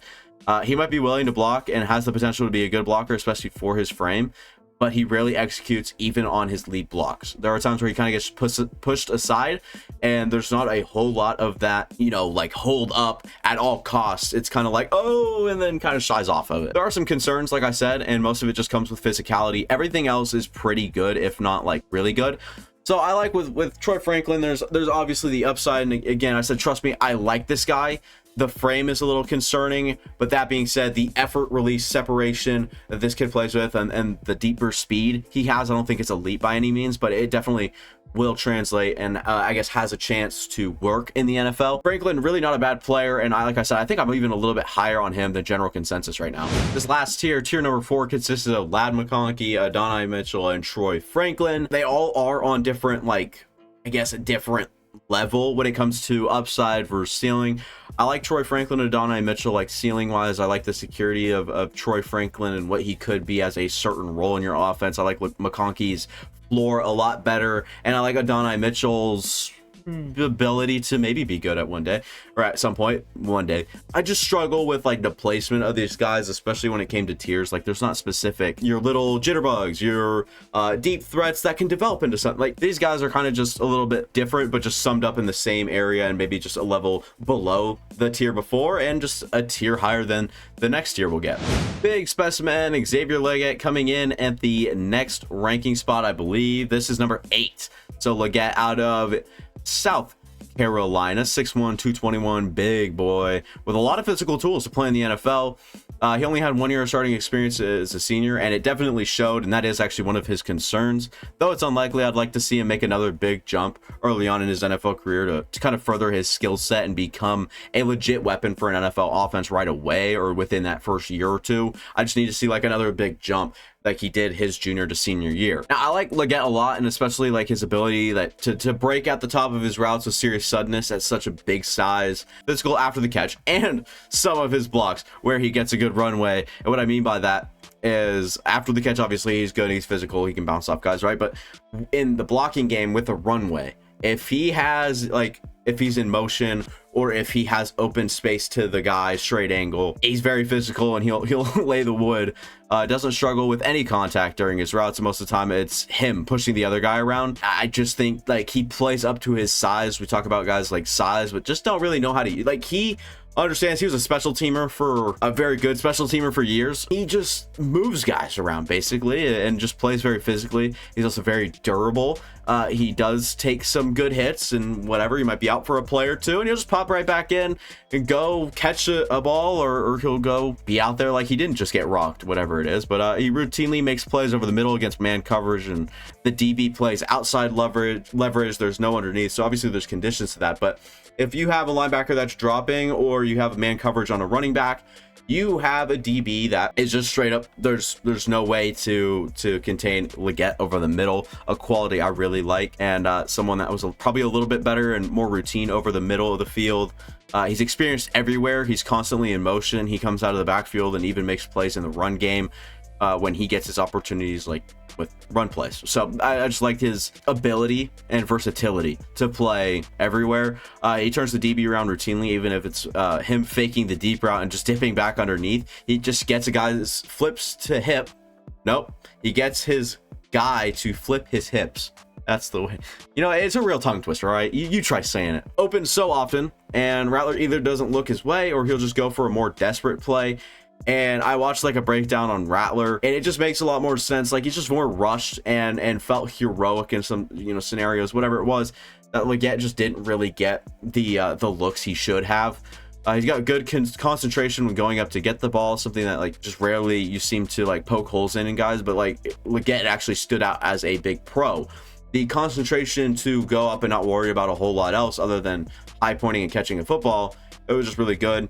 And now we'll get to some of the stuff I don't like about Xavier Legette and maybe why he is this low on the board. He's kind of clunky as an athlete, especially with some of the blocks where he'll just miss because the defender jukes him out, making him a little like stiff, if you will, as well, like very stiff at times. The O-line sucked. If Rattler had more time, he could have made a lot more plays.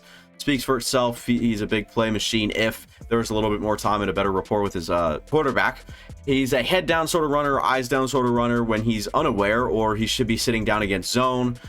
He just does a good job going deep, and it's mostly just one speed. It's just him going as fast as he can, putting his head down and just like full sprint, angry runner, get past the guy, safety, whatever it is.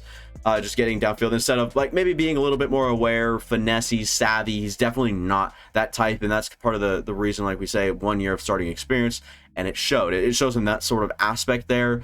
Very rounded cuts on some of the routes where he's running, and it makes it easier for a DB to kind of stick with him, and it kind of comes with the stiff athlete sort of aspect to his game. He's kind of easy to keep behind if you're a DB, to play trail technique. If you can just get on Legette and just kind of trail on him, and if you have that agility, I think you kind of have an upper hand right away. Disappointing against better competition for sure. I know he had a kind of a bigger game against Florida. That was good to see, but some of it was kind of splash plays that he just straight up went up. I'm not going to say he got lucky, but he just used some of the stuff we talk about instead of him like routinely just having good games against big schools all the time. He didn't look 4.39 fast on tape until I got to his game versus Mississippi State, which was the last game I watched. The Mississippi State game stood out to me as someone where he stood out as someone that just looked a little bit more loose than previous games I've watched. I don't know if it's camera angles. I don't know if it's like from how far they were zoomed, panned out, whatever. He just looked a little bit more faster, or more fast, a little bit more explosive in that game specifically. Just giving you guys, I guess, that little tidbit there. Maybe it's a little bit different on the broadcast, but on all 22, he really lacked. Like, I was kind of surprised to see 4.39, and when I went back and looked at his 40 time to make sure, like, it wasn't he a 4.3 guy, right? Like, he just didn't really run like that, and a lot of that is like a straight line runner at the combine. You're just running 40 yards down a field in a straight line. Legette just really didn't, I guess, put it all together, and it didn't play as fast as it might have showed up at the combine.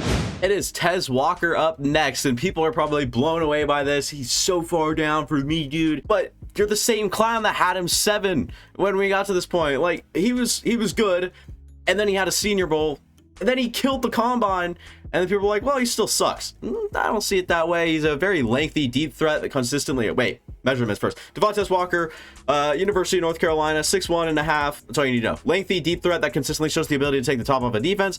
I would have liked to see him work a little bit over the middle, and I still think he can do that and find more of an expanded role in an offense, especially in the NFL, in a role that plays to his strengths a little bit more than just going deep. And I think he has the ability to work over the middle, and that's part of the big question of Devontez Walker. Is he just a guy that gets downfield? I don't think so. Maybe that's what his offense asked him to do. I think he could do more. He's also more than willing as a blocker all the time. He always seems to understand the angles and the leverage needed. I think he's a very calculated, good, smart, strong blocker.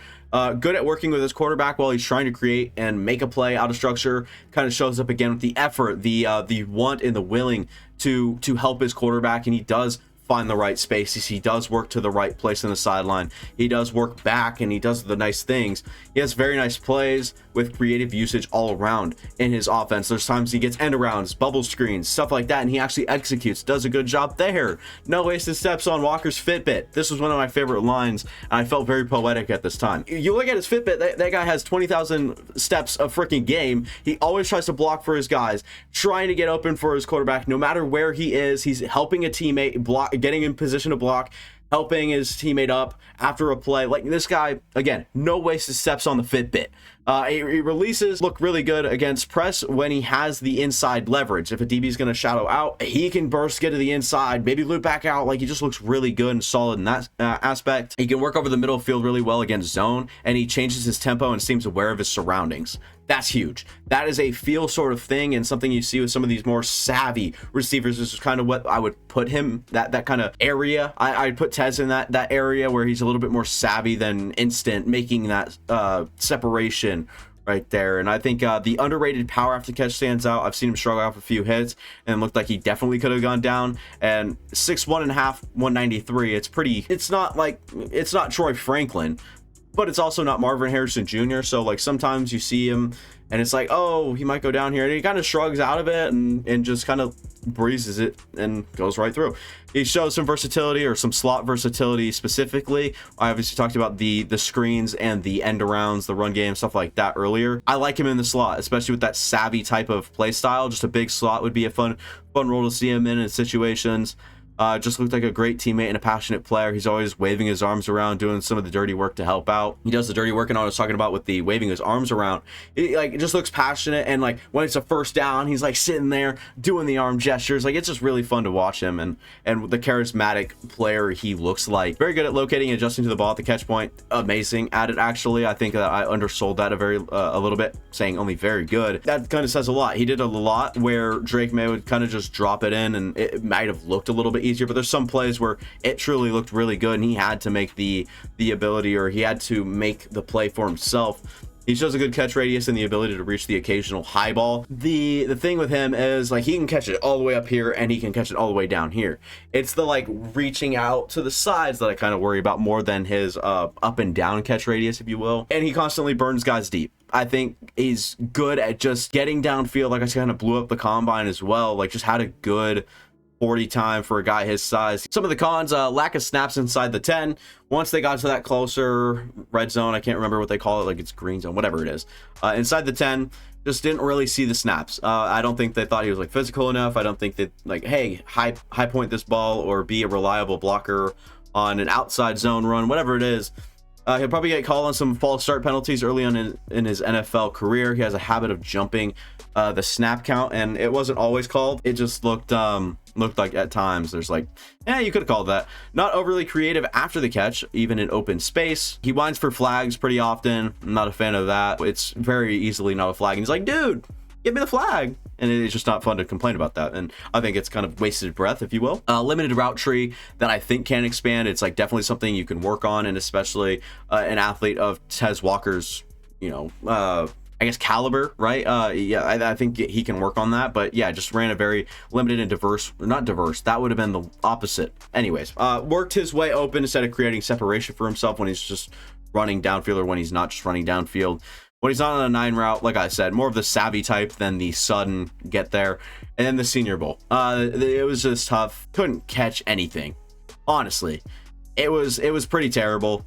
I was watching it and I was like, oh, stock down, like sucks. And then after the Senior Bowl, I'm like, I'm buying. Dude, people were talking about him as a top 5 first round receiver from the tape, and then a bad Senior Bowl kind of knocks him a little bit. Oh, he just crushed the combine. I'm still mad over the Senior Bowl. That's still in my brain, so I'm still gonna have him ranked a little bit lower. I'm a little bit of the opposite. I think Tahj Walker 5 or 6, and he's only down 3 spots. I think this is number 9 on the list. So Tahj Walker, all things considered, I like the value as well. Wherever he goes, like I'm buying. This is a great opportunity. I'm higher on Tahj Walker than most at this point, probably now. The tape watch, people coming out, he's a top 5 to 10 receiver. Had a bad Senior Bowl to be nice, and that dropped him for people. And again, just went out, had a very solid combine, and people just didn't really care too much, it felt like. So I don't know. I guess I'm a little bit higher, and people, I guess, let me know what you think about this one. This one's probably a little bit more of, I guess, people might not see it the same way as me. Tier 5 wraps up, and I know what this one's called. It's the Carolina boys. One out of North Carolina, South Carolina, Legette and Tez. 2 guys that a lot of people see a lot differently than me. I know that it's very a lot of people have a lot of differing opinions on these 2 players, and I just ended up being a little bit high on Legette than I thought I would even be. I wasn't impressed with him first time around, and then I watched him second time around. I do see things that will definitely translate, and some things that refine that he'll be great, like kind of just that sort of checklist. And then Tahj Walker, I went over it in kind of a deeper extent on his breakdown. It's just you like him to be a little bit more sudden, quick, all that, like you can nitpick, but I still think he's a good player, maybe a little bit less one-dimensional at the NFL level, and I think that capability is definitely there. So a little bit more projection with Tahj Walker than some people would maybe like, but I still love it, if I'm being honest. I still like Tahj Walker at 9, so I'm not wavering. I'm not going to fall off my opinions here. I'm going to stick with it. At number 10, starting a new tier, it is wide receiver Ricky Pearsall out of Florida, standing at 6'1". We'll give him 190s, 189. A fun player with some quicks to him. I really think that he is a lot more explosive than I've heard. I don't think he'll ever be an elite receiver, but could definitely be very productive at the next level with very in all caps. I think that he is a very well-rounded, like we talk about him in the same like Lad McConkey. I just don't think he has like the same top end speed or versatility. I think he's just like really good, like all the way around. I wouldn't say actually really good. I just think he's very, very solid everywhere around, very sound, and does make his own separation and whatnot. And we'll talk about the pros about Ricky Pearsall. Can beat guys across the field in a drag race. Kind of talking about the same thing with Legette. It's a little different on with Pearsall. Like he'll kind of go to the top of it and then he'll stem like off his route with quickness, and then, you know, like I said, kind of just beat guys across. Has more slot reps than I expected. He was also working in more complex offense, or a more complex offense with different formations and plenty of pre-snap motions and adjustments. Something I like to see. It's more, I don't know if Florida's pro style, but it kind of simulated a few things he might see at the next level. He's tough to bring down in open space.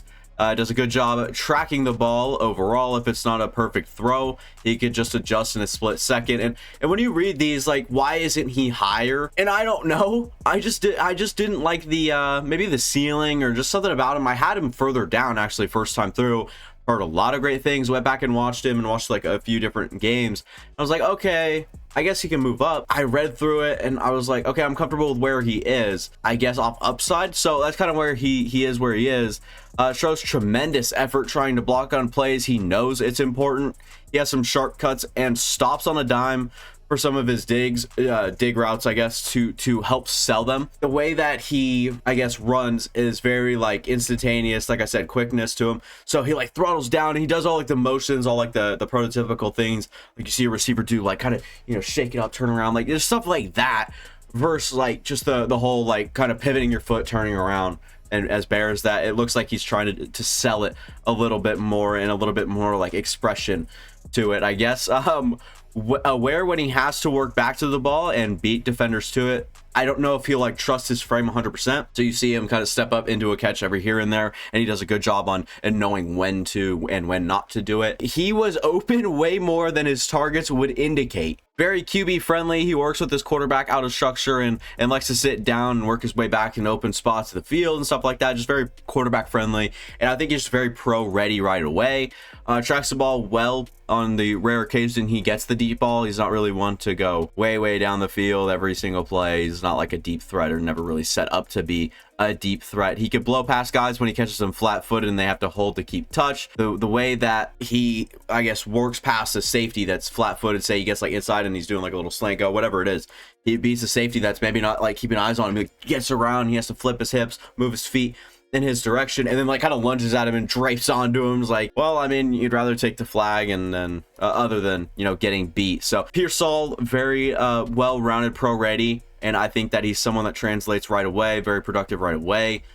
Step in and then kind of just work on his craft, perfect it, and then that's where you see that upside. There's not like those crazy traits that you look and you're like, oh, he's gonna thrive. Looks like the offense did a good job giving Pearsall like wide open targets at times. Like there's just times where he's sitting in the middle of the field all by himself, or while he's just doing stuff and it just looks like, you know, like there's just no one around him. So you have to kind of take those with a grain of salt. The offense kind of gave it to him. He can make the initial block, but definitely struggles to maintain it. And again, like we talked about dictating a block, he's not one to do that at all. He had one successful double move and it was nasty, but he tried it more than a lot and on a lot of other defenders. And he tried it more on tape than I saw other receivers in this class, and he had just a bad hit rate. Like I just didn't think he was very polished in the games I watched. It could be different. Like I've heard people talk about a double move. I can't even remember if it was specifically for Ricky Pearsall or not, but I just didn't really see it. But that one time it was nasty. It shows me he can do it.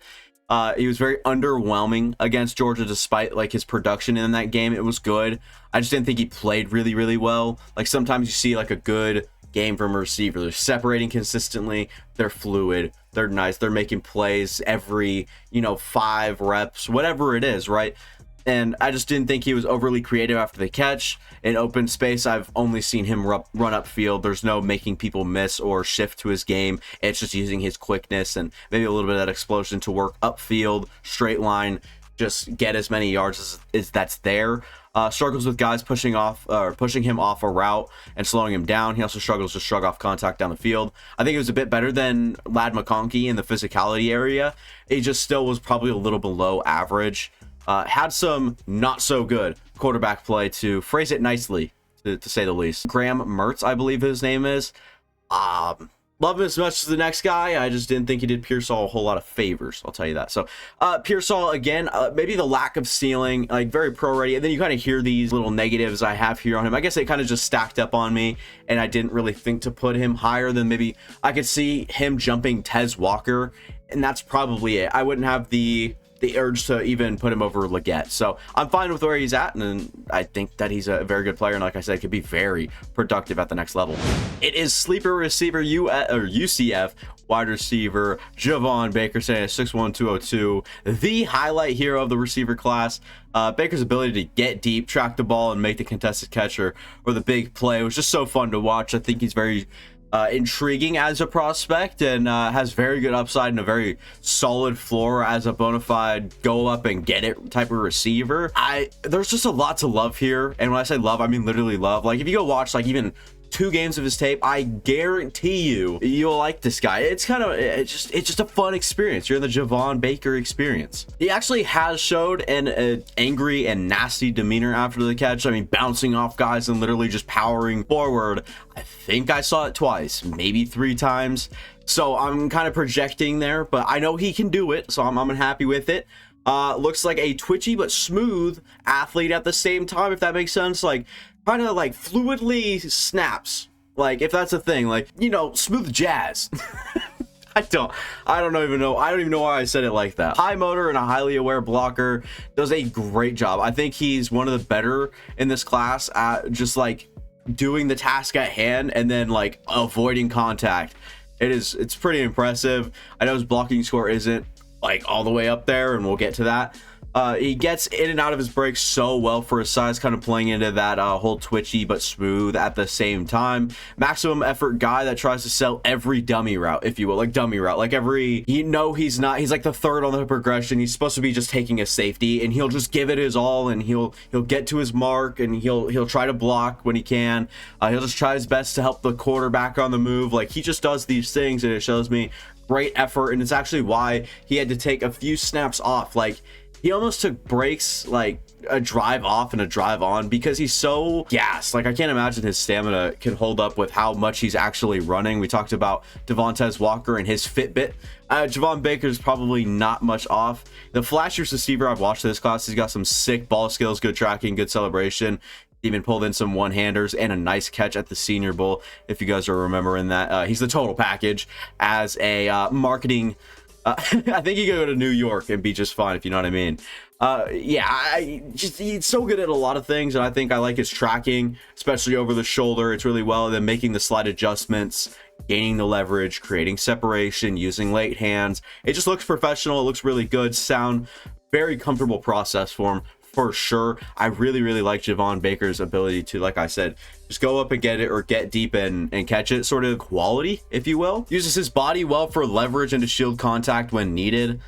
We talk about this with some of the bigger guys, and he does it really well, and kind of just gets in front. And it is against a little bit lower level competition, obviously, but he still does it well, and I don't think it should take away from him like knowing what to do and how to get in position for it. His adjustments to the deep ball make the snag like the ball was dropped, or make a snag like the ball was dropped from a skyscraper. So fun to watch. He will literally wait till it's at his waistline, and then he'll like put his hands out and then kind of carry it through. It's really hard, but it's like what I say, it's dropped from a skyscraper. Like when it's up and it's waving and it's coming down, and he like sticks his hand out last second and it kind of drops into his hand. Like it just looks like I said, it's fun to watch. Like his whole tape is fun to watch, but there's certain things kind of stand out to you. Takes advantage of poor plays and mistakes that the DB make almost every time, makes them pay. If they guess the wrong way, if they stumble, if they you know, if he beats him off the release even. So he does that, and I think he's actually, his contact balance for a receiver is really like good. He does a good job staying on his feet before and after the catch. Like you don't see this guy on the ground. He fields contact left and right, especially with how big he is,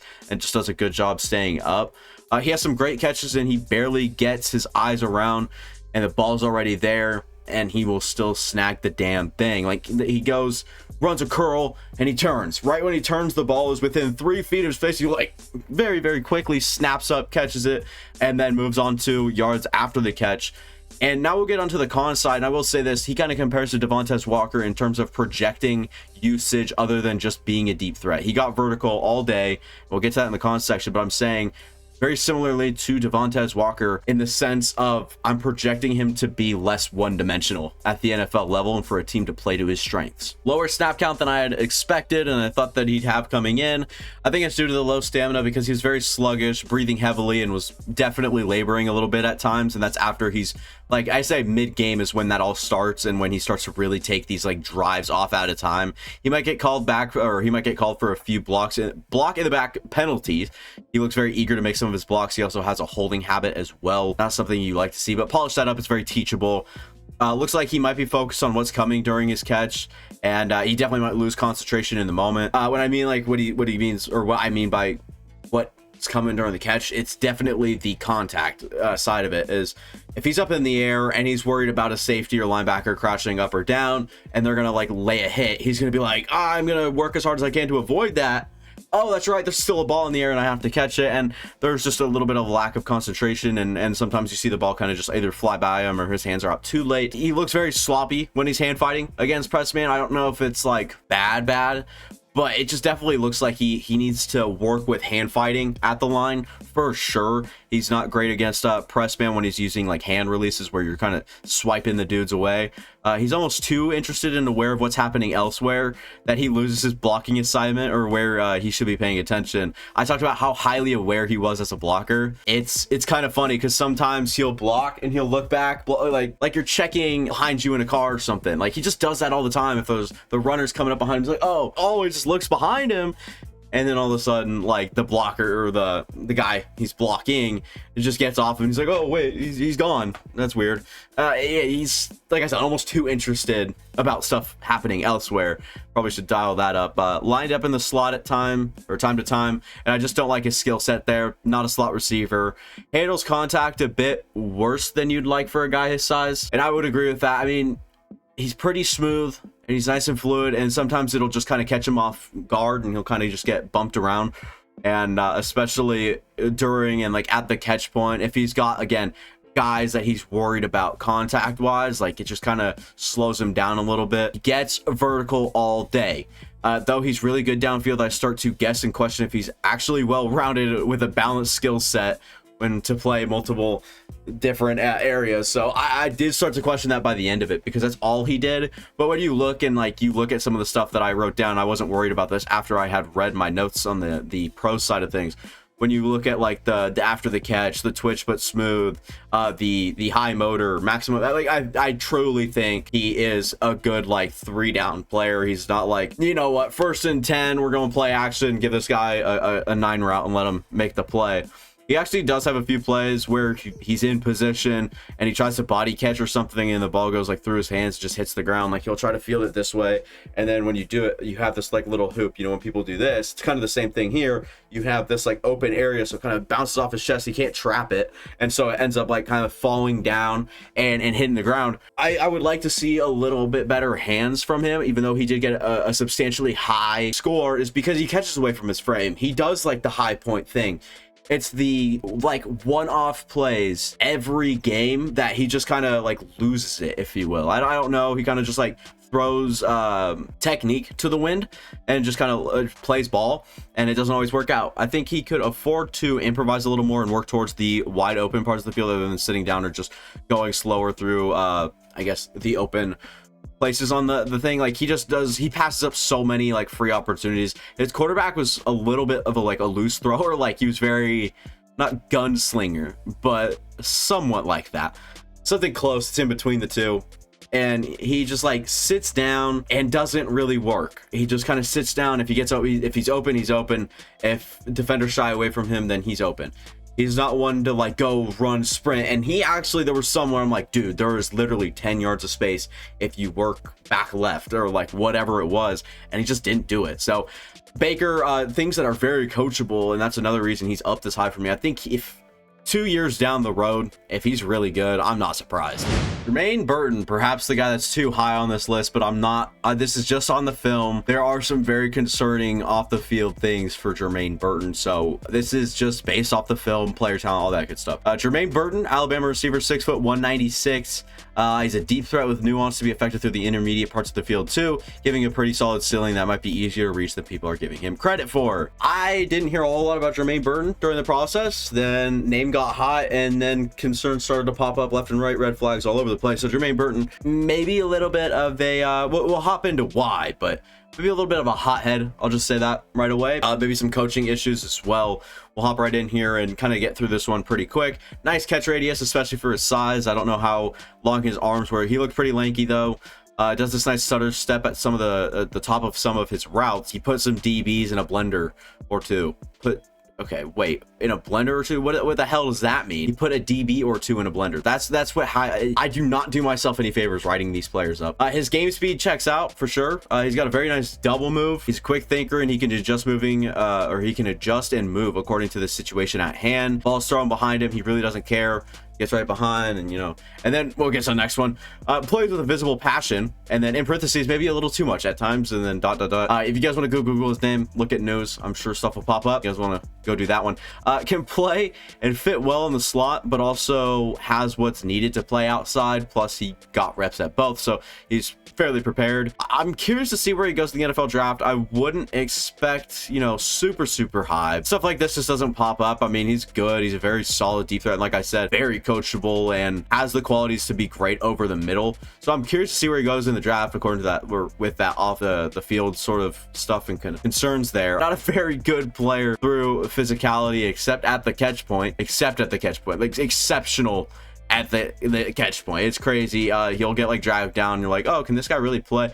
And then all of a sudden he'll go up and he doesn't care. He knows he's feeling hit or whatever, and he'll just lay out for it and then take a hit and still make the catch, come down with it. It's pretty cool, pretty cool, and something new to watch and fun to watch with some of these smaller guys. I guess he's a lot bigger than I'm giving him credit for, but 6'1", 196, probably not what he played at. Looks like a willing blocker. He's not very good at the point of attack though, and sometimes he'll just struggle to keep the guy in front of him. When he doesn't have inside leverage and he has to cross the defender's body, he struggles to get free and proceed with his route. There's just no question that is a little tough for him, getting back inside. Sometimes he'll be visibly upset when he's open and doesn't get the ball, pretty upset. I find myself questioning the effort at times. Lacks variation and polish with his release. He relies very much on quickness and athleticism and kind of just work and run around the guy. He fights to stay on his feet after the catch and struggles to break off the big plays. And same thing as Brian Thomas, I kind of said earlier, where he does, get to the right point. He catches the football, and then he's going to try to, or people are going to try to tackle him, and he'll stay up and he'll try to fight through that contact. He just never ends up gaining yards. So same sort of thing here with Jermaine Burton. We made this one pretty quick. Let me know in the comments what you guys are doing with Jermaine Burton. And again, this is literally just off the tape, not really as a character. This tier we just went through right here with Ricky Pearsall, Javon Baker, and Jermaine Burton. Burton being the third of the three. Pearsall just offers you a nice just NFL pro ready skill set. Baker, the big play, what if sort of guy, and then Jermaine Burton, very toolsy, one of a kind athlete. He's got actually better size than you'd think looking at just the tape and stuff, and again might have played slider, but yeah, good athlete, gets behind defense, again deep threat, and I said with nuance and I guess an understanding, and has what it takes, I guess, to play over the middle, if that makes any sense, as a smaller dude. So Jermaine Burton could honestly develop into a big-time player. Obviously, the off-field concerns. Is he coachable? Kind of temper flaring, I guess, at times. So Burton, there's some questions there, and again, very curious to see where he goes in the NFL draft. Number 13, I'm obviously not a believer, but Keon Coleman, the Florida State receiver, 6'3", 213, big, physical guy with some surprising burst to him, making me think he could play as maybe a bigger slot and contribute from that sort of role. Just put him in certain areas, just different things. I think big hit or miss prospect here we have on our hands, and he found his way down at 13 for me. I really love how physical he is as a blocker, and he likes to get into the defender's chest and end up finishing and putting him on the ground there. It's just kind of fun to watch, and at times he actually did put guys on the ground. He can make a catch with the defender draped on his back. I really like the way that he goes up and gets it through contact. Again, we talk about this hit or miss stuff, and it kind of showed up in college too. I'm fresh off 2 sneezes now. All right, very fluid, catching the ball, then exploding on the throws that are placed well in stride. I think that's what surprised me the most watching Keon Coleman's tape, was the fluidity and quicks after initial like burst and I guess quickness, right? Like I just didn't know that he was kind of like that, and that's the reason he's kind of stuck up this high for me, because if he didn't even have that, then we would be looking at a much lower rated player for me, I guess. Has a lot of experience with pre-snap motions and pre-snap adjustments in general. Did a good job getting him all over the place with that FSU offense. He can catch the ball when it's thrown at his feet relatively easy. Like, it looks like a very sound, comfortable thing for him to do, to just like reach down below his knees and say, I got it. No surprise here. Inconsistently strong hands. It definitely shows up on tape, and there's times where he is absolutely mossing dudes. Highlight, put the guy on a poster. And then there's also times where the ball just comes right out of his hand. Like, generally, he'll be up there and he'll catch the ball and he'll like look down, and then like the DB or something like swats his elbow and it comes out. So kind of had some trouble with that, or like problems with that. And I think it was kind of similar to Javon Baker, but Javon Baker's was more concentration based.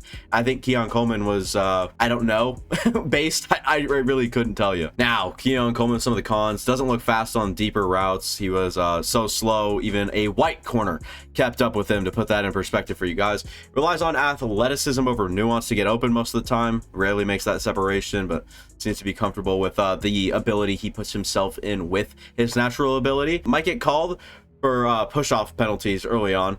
He does a lot of the physical games. Him and Kalen Carson was a sick one to watch. 2 very physical players, and I think they each got called like on 2 push-offs in that game against Wake Forest. So, you know, who knows? As a blocker, he just struggles with correct leverage, angles, IQ, and he'll disengage so early that he's out of harm's way.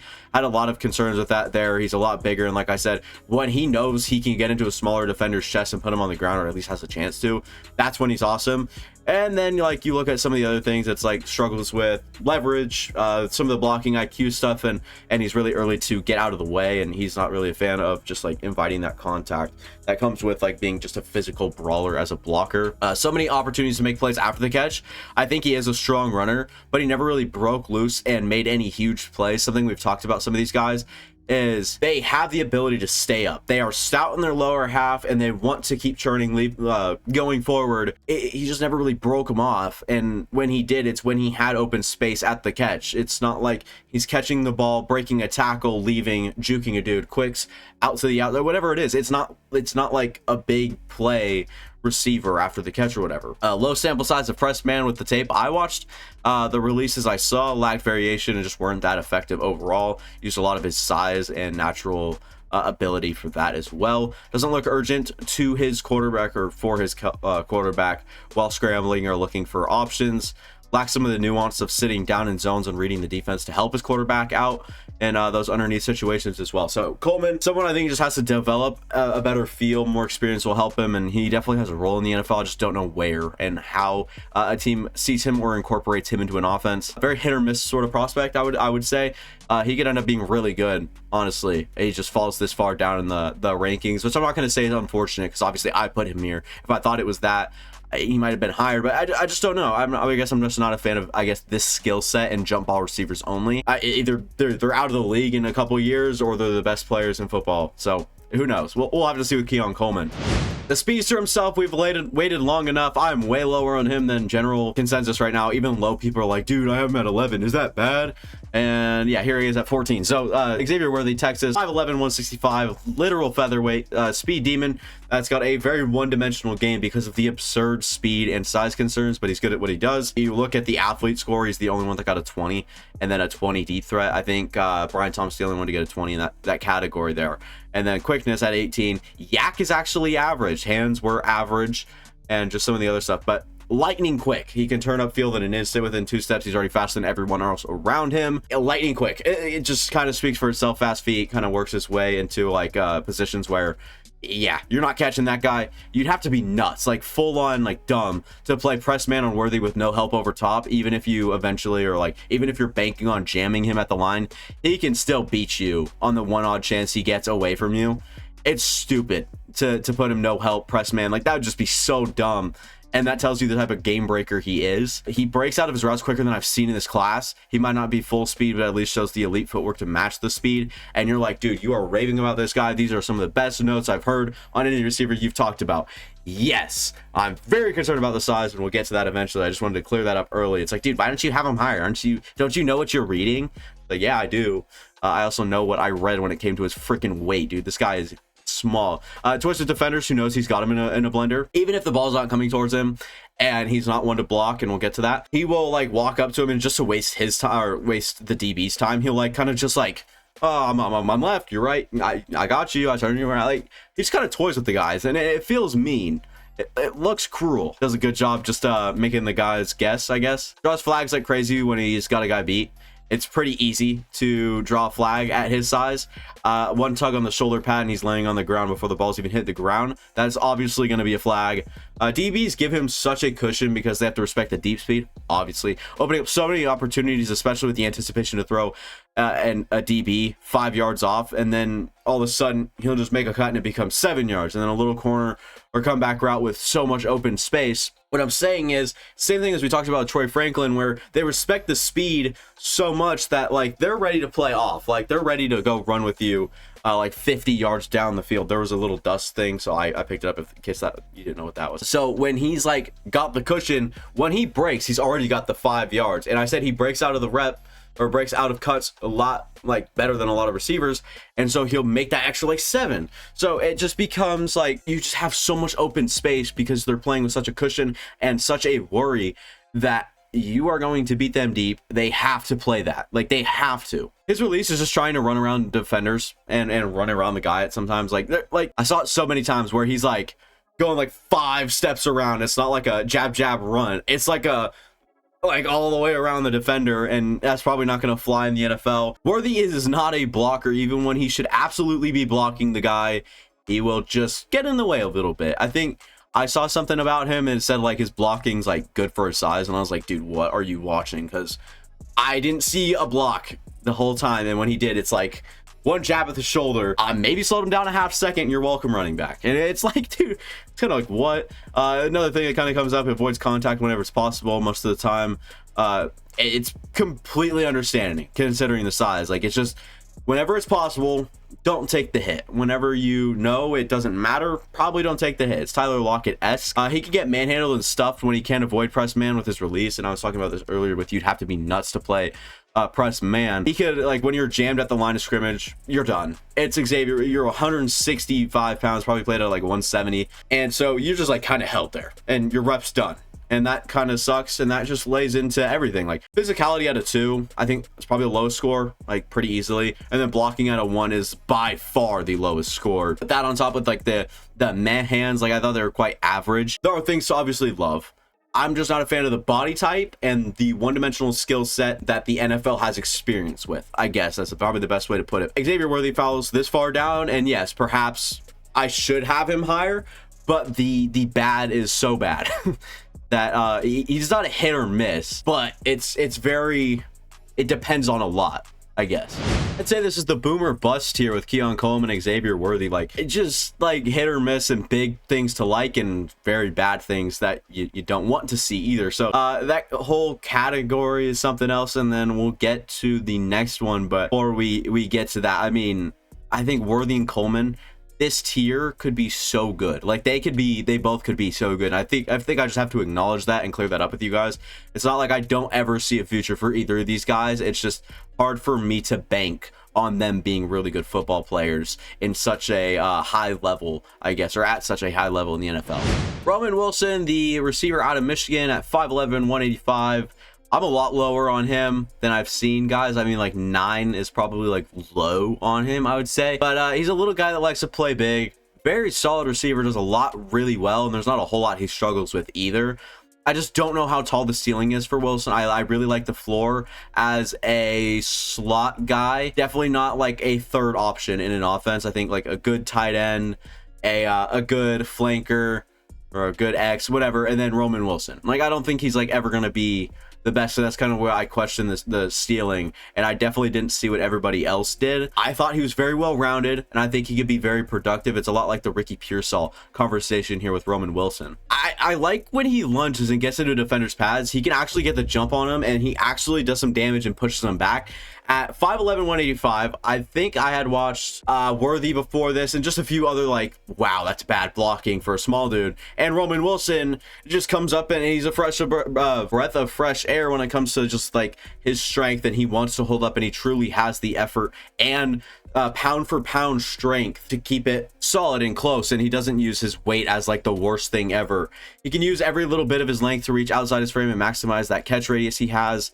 I think it's better than he probably gets not a whole lot of credit for, but like he has very reliable an area, a certain range within his frame, and he does a good job maximizing that. He's clearly got some wheels and the ability to just run by dudes. Very good at winning a step early and keeping himself in front of the DB, and just paces him around with a couple of steps on the guy. Thought he was very good at this. We talk about trail technique with DBs. It's like he's doing that, but in reverse. It's like follow the leader, and Roman Wilson's just staying 2 or 3 steps. Like, he's just keeping a steady pace to the point where he knows it's better than the DB, and I'm still, you know, like kind of pacing a little bit. So when I get the afterburners on, it's still a difference maker, right? So he did a really good job just getting out early, winning a step on a dude, gaining a step or two, and then keeping that lead, basically. Good on the short outs, and makes him a very good weapon on the quick strikes underneath. The subtle gains of yards, and that's why I think he's so solid in the slot, and a very good option for a team in the deeper second round, where this guy could really be an asset at his floor. Like, at the worst, he's a solid weapon out of the slot that just makes like big plays for you, big time plays for you, not really big yardage plays for you, right? But good on the quick strikes. I basically sum that up. When he's in motion, has a running start on his route, he can be very slippery and dangerous. It's almost like unfair for the DB, whoever has to catch him, unless they're like playing zone. But if it's man and they're on one side and he motions out to the other, the DB's already losing the foot race, and it just puts him in a very dangerous situation. I've seen him get demolished and just pop right back up. I think it displays pretty good toughness and the type of guy Roman Wilson is. He has gotten literally rocked, and then just like, hey, all right, yeah, okay, we're good, and just kind of moves on with his day. He can destroy teams with subtle cuts and the quickness he has through the deeper intermediate area of the field. And this is another one of these guys. It's like, so if you have these many like good notes, or like this many good notes on a guy, why isn't he, you know, really good? Like, why isn't he higher in the rankings? And we'll get to that. Gets pushed over, overpowered, and he pursues blocks as a blocker at time, or over pursues blocks as a blocker sometimes. He's not very like good, and he can get like kind of ripped away. I don't think he is actually a 12 out of 20 blocker. I think I just wanted to do that to show like he was a smaller guy. I was actually really impressed as a smaller guy for how good he was. So I think I gave him a 12 for guys his size. Like, I would say, yeah, I would probably give him a below, if not like just at 10. So we'll see. I mean, I guess take it with a grain of salt. Not amazing at helping or scrambling with his quarterback. I didn't see him do it a whole lot, and he's not super tough to bring down. Just goes down pretty easily, to be quite frank with you. I never saw the elite track star, quote unquote, speed from him, because there are people talking about it. Like I said, he's clearly got some wheels and the ability to just run by dudes. That being said, like, he can get past them, but they're right there with him, and he does a good job. Or he doesn't do a good job of like creating the 5 steps on a guy. It's like, holy crap, this guy can run out of the gym. I don't think it's like that. I think he's got like good wheels, and if he beats a dude, it's like, okay, but they're still like, if it's a lengthy corner, like they're still within 2 steps, and that's good ability to get a hand up and I guess whatever. His hands were hot and cold for me. People saying he catches everything. To be honest, I just didn't see that from him. I think Chris Sims stood out to me. He's like, dude, this guy catches everything. It is a good job. I mean, he has a very solid, comfortable process catching away from his body and stuff. I think he looks very fundamental. It's just, I don't think he was like as consistent as people were talking about. Like I said, kind of hot and cold. Like, he has some very impressive snags, and it's like, dude, I don't know how that's a drop, or I don't know how you missed that, or it's like right there, and it's like, okay, use 2 hands like this, not like this, and little things, right? But Roman Wilson, like, I just don't know how much I believe in the ceiling for him.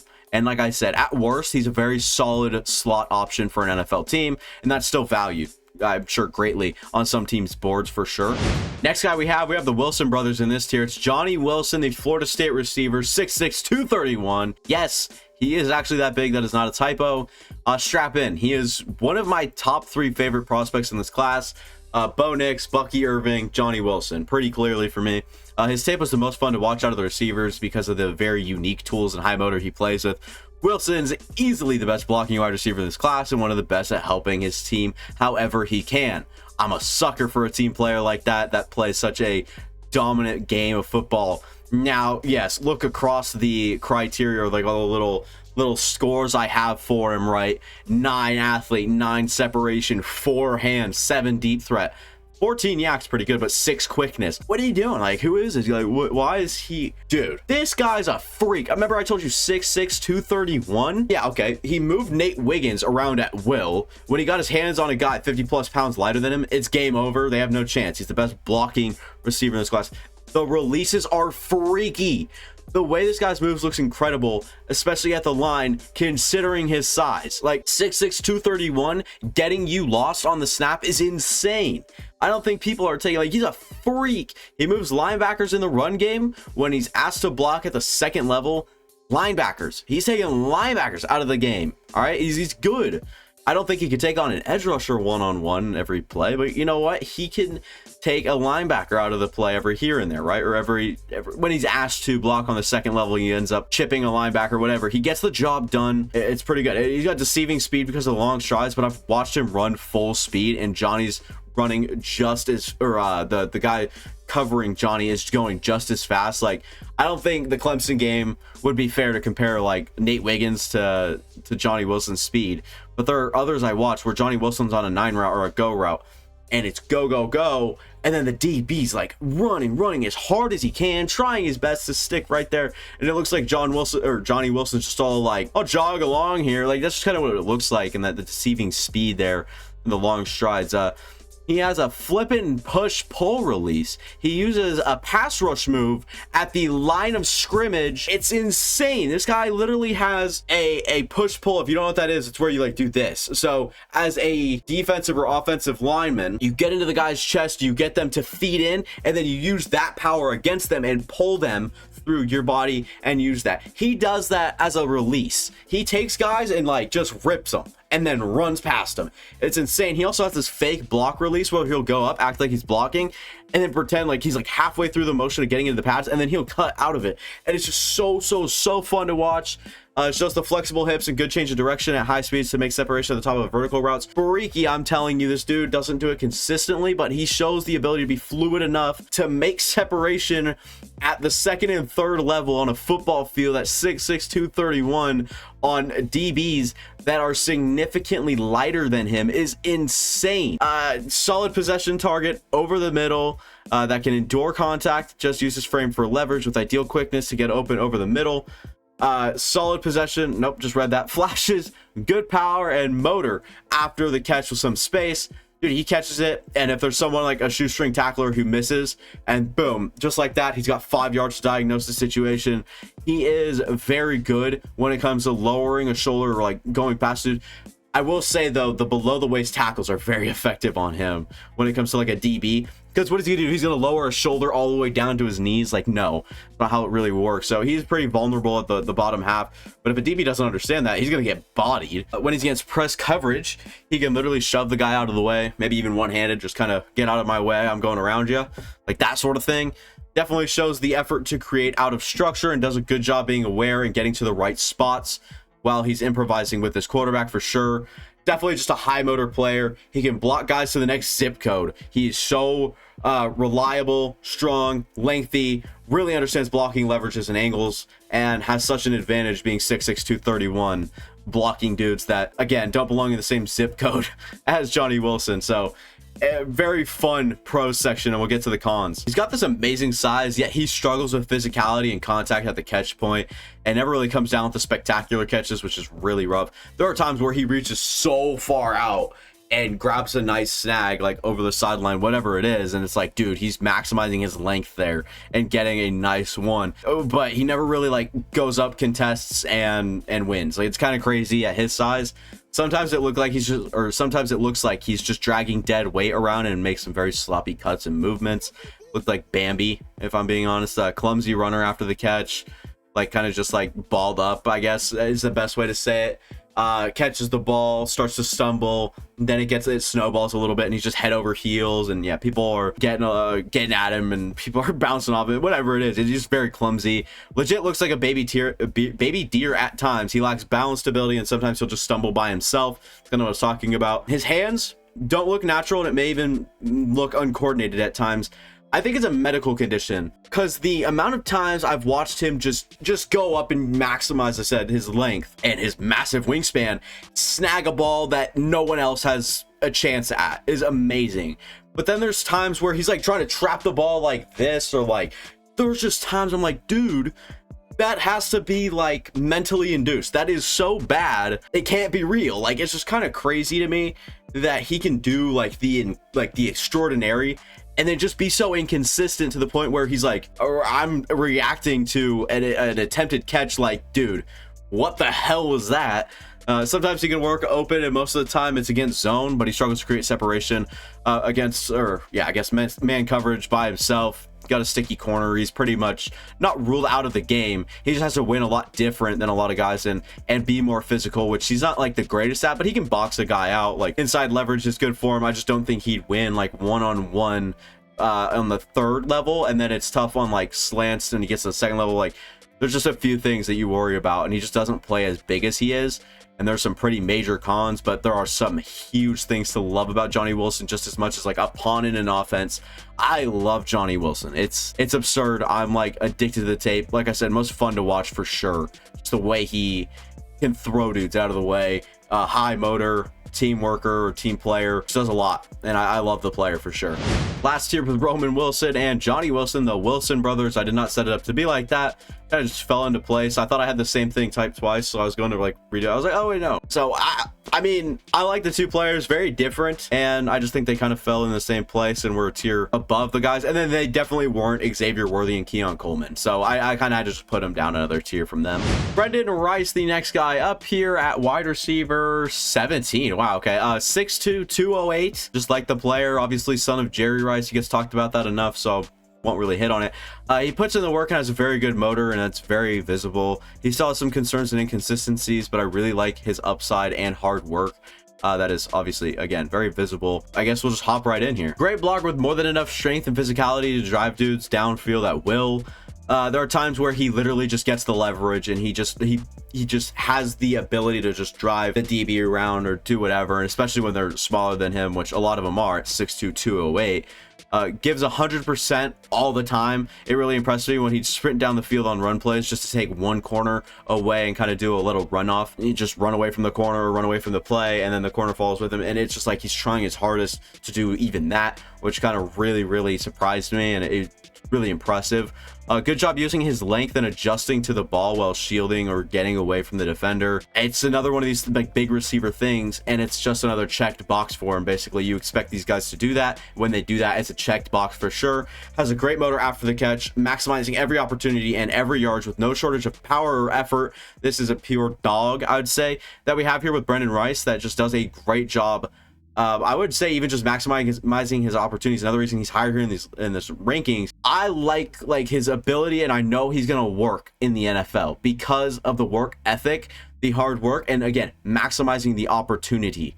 And that just shows up maybe on the field when it comes to like yards after a catch. But there's no doubt in my mind, like, he's gonna do it in training camp. He's gonna do it in preseason when he gets 15 catches in the first 5 games of the season. Like, they're going to be averaging pretty good yards. Like, just a few things that I really like him for. And again, just like speaks kind of the character and hard work. He tracks the deep ball well and gets in position quicker than the DB most of the time, which at his size is pretty good, and adjusts really well. And the way he tracks, it's really good. He shows glimpses of like over the shoulder, no, go the other side, and then like saddle it down here where the DB has no chance. Shows glimpses of being able to fly off the line of scrimmage and have very nice bursts that can also separate, just not all the time. He doesn't do it every rep, and that's where the inconsistencies start. And so you can either take that with a grain of salt and say, hey, I don't think he's consistent with it, or hey, he can do it, why not translate, right? So I'm on the why not translate type of side of that, I guess. Works with and helps his quarterback as much as he can, blocking after the catch, production wise, like helping him up off the ground if that's the case. Hell, Brenden Rice does a good job and improvises really well with him. and obviously had to do it quite a bit with Caleb Williams under center. Smart, high energy, high motor player. That's kind of just the way to sum it up for Brenden Rice in the pros column. Lacks variation with his release against press coverage for sure. I watched one game where every single time he was faced with press, maybe except 3 or 4 times where he had a different route, he would literally just go, he would do the typical boom boom where he's like, I'm gonna fake you one side and go the other every time. It just it wasn't frustrating as much as it was like repetitive. Like, dude, I think it's time you switch it up here. He uses his size and physicality to create separation on some of his breaks that could draw penalties in the league. There were some where it's like, dude, that's like too much. Like we talked about it with Keon Coleman and how he had some push-offs. Like Rice will straight up not tackle anyone, but he has physical hand fights for 10 yards, and then he'll like just yank the dude and then run and acts like, hey, I didn't do nothing. What are you talking about? Quick for his size. He just doesn't know how to use it and create for himself. He does show it. He does show burst and speed, which kind of was fun at his size for sure. Like burst and speed for his size, it should definitely be bigger or more than 10, and probably athlete at like an 11 or 12. The suddenness that he had, I thought could translate to more areas than he used it. Like after the catch, you know, you see some things and it's like, oh, I think you could do that on a route. Like I think you can do that breaking off a route or whatever. His hands don't look incredibly natural, which is so surprising. Jerry Rice is his dad. There's just times where it looks hard-handed, like kind of just like it's kind of hard to say. It's been a while since like I watched the he was one of the first guys I did, and it's been a while since I've kind of watched him. I can't remember if he like traps the ball, what he does so different. I just remember him having like a very like stiff aspect to it. Rounded routes without any cuts or suddenness at all. Literally, like there's just times where he just like just runs a rainbow. That's pretty much it. There are times at 6'2", 208, I watched him get pushed off his route, you know, mid route. It's too often for his size, in my opinion. How many times like he kind of just got jarred or messed with during a route. So I'd like to see him play a little bit bigger and kind of hold his own. I mean, overall, I'm a fan of Brenden Rice, and again, I'm projecting here upside, and there's people that are like, well, he's just too inconsistent for me, and I'm one like, well, he shows the right things that if it goes, and I believe in the hard work, I believe in the player and character he is. So I'm just gonna kind of put my my eggs in the Brenden Rice basket for myself. I mean, I can't really speak for everyone, but I would say that there's a better chance that he works really hard at the next level to fix things than it is to stick with his current skill set and just try to make it work. Jalen Polk, another Washington receiver. It's been a while. We saw Odunze at 2, and now we've got Jalen Polk at 18. Maybe I'm a little lower on him than consensus here, but I think Polk has a pretty low floor, like a pretty low one, and maybe like a wide receiver 4. Possibly. That being said, maybe even a Brandon Ayuk upside. I'm going to change the tempo here. He was used more as a pawn than a weapon at Washington. Had he been used more like a weapon and played like to his strength, and that's why I say Brandon Ayuk upsides. We'll get to some of the qualities, but man, I didn't like the floor. I'll just say that, and that's why he is this low, especially with such high praise saying a Brandon Ayuk upside. Jesus Christ. Listen, he's a mean player. He's a mean dude. He'll shove you. He doesn't care. He'll put you on the ground. He'll block the crap out of you. He's mean. It's a good quality, great one to have in the NFL. You're ready for that physicality. He's a powerful blocker that understands leverage and where to be as a blocker. He also takes pride in his blocking. This is where I started to be like, wide receiver for San Francisco 49ers. That's what he sounds like to me. That's kind of, I'm getting that ring. But you see him make a great block, and he gets up and he's like doing this, or he's like, you know, he's doing the little flex on him. I think he's got very clean routes. I don't think there's any chop or messy footwork in it, so there's not like some of the extra wasted steps or anything. The routes are just very clean and smooth. They look cleaned up, and like he's taken time to figure out how he prefers to run them and how they work for him, because I don't think it's the very traditional way you run routes trying to gain and get that separation. He's good at scrambling, looking for open space, as well as quarterback has extended time or is currently extending the play. I did like his ability to adjust with the pressure with his quarterback and just make the play go round, or make the world go round for Washington. So good at creating separation at the break of his dig and curl routes, where it could either shove the DB with like subtle hands or fake the deep route, and he'll kind of like go jab outside and then bring back inside, make a nice turn, and it gives himself like a lot of separation. Or sometimes he just even like kind of just like, you know, not to the point where it's a push off, but just like shielding him out, then keeping him at arm's length, turning, ball's right there, good rapport with this quarterback. In my opinion, he's really used really well as a clean out sort of guy. He brings attention to the high levels of the field, the highest level of the field, and helps his team, I guess, and creates opportunities underneath for some of his teammates. And I do like that, like to the point where, again, he was used more of a pawn, or more as a pawn than a weapon for Washington, and he did a good job just being a team player and playing that. But the amount of yards left on the field for Polk is crazy. He was open deep downfield, like a lot, and just didn't get the targets. I think he could have had a monster season had he been the second or even first read on some of these things, where clear out, I said, okay, the safety's not worried. He's watched the tape. He doesn't get thrown to down the field. I'll probably play, somewhat, higher, but I'll keep the, and then there's broken plays where he just isn't found. Polk, I mean, like I said, the amount of yards left on the field is crazy for him. Definitely lacks some suddenness or real explosion in his game. Some of his tapes just kind of hard to tell, hard to explain, but I think he's just a little bit different as a guy. He's just a tough eval for me, I guess. Not really doing a lot of these sort of receivers, like dirty work, like stuff like this, where he looks like an okay athlete. He's got size to make me think the strides maybe deceived the look a little bit of how he's working out, and how he's working out in the field is kind of what I meant to say. But there's things that just made it tough for me to evaluate Jalen Polk for sure. I think he gets grabby as a blocker. It wouldn't surprise me if he gets called on some of the holds. Like I said, he takes pride in it, and he's a hardworking and understands blocking and stuff like that. So he really hates to kind of slip up. And so he will probably, if he's not cleaned up or not aware of it at the next level, they're going to call a lot more holds on him. He lacks creativity after the catch. He's more of a straight line weave type of guy. Kind of reminded me of like not a Jaden Daniels, but something like that, where he's not making anyone miss. He's just kind of weaving around, but he's not as fast as Jaden Daniels in my opinion, and definitely not as explosive. And he's more of a making your way open sort of guy than a making separation sort of guy. Something I kind of hit on earlier with the clean routes. They aren't like effective, choppy suddenness, like that sort of thing. There's just like a very smooth aspect to it where he gets to the right spot, the right time. He has a chance to beat a guy because of how smooth he's kind of working. I don't know. Again, tough eval for me. Let me know what you guys think about Jalen Polk. And probably could have been higher on this list for sure. This is one of my, if not my favorite receiver deep in this list here. Jamari Thrash, University of Louisville, 6 feet tall, 188 pounds, kind of lanky. It doesn't matter. Such a moldable prospect. And if he can play to his strengths and really get comfortable quick, maybe work on a few things, he could be a contributor in the NFL right away pretty easily.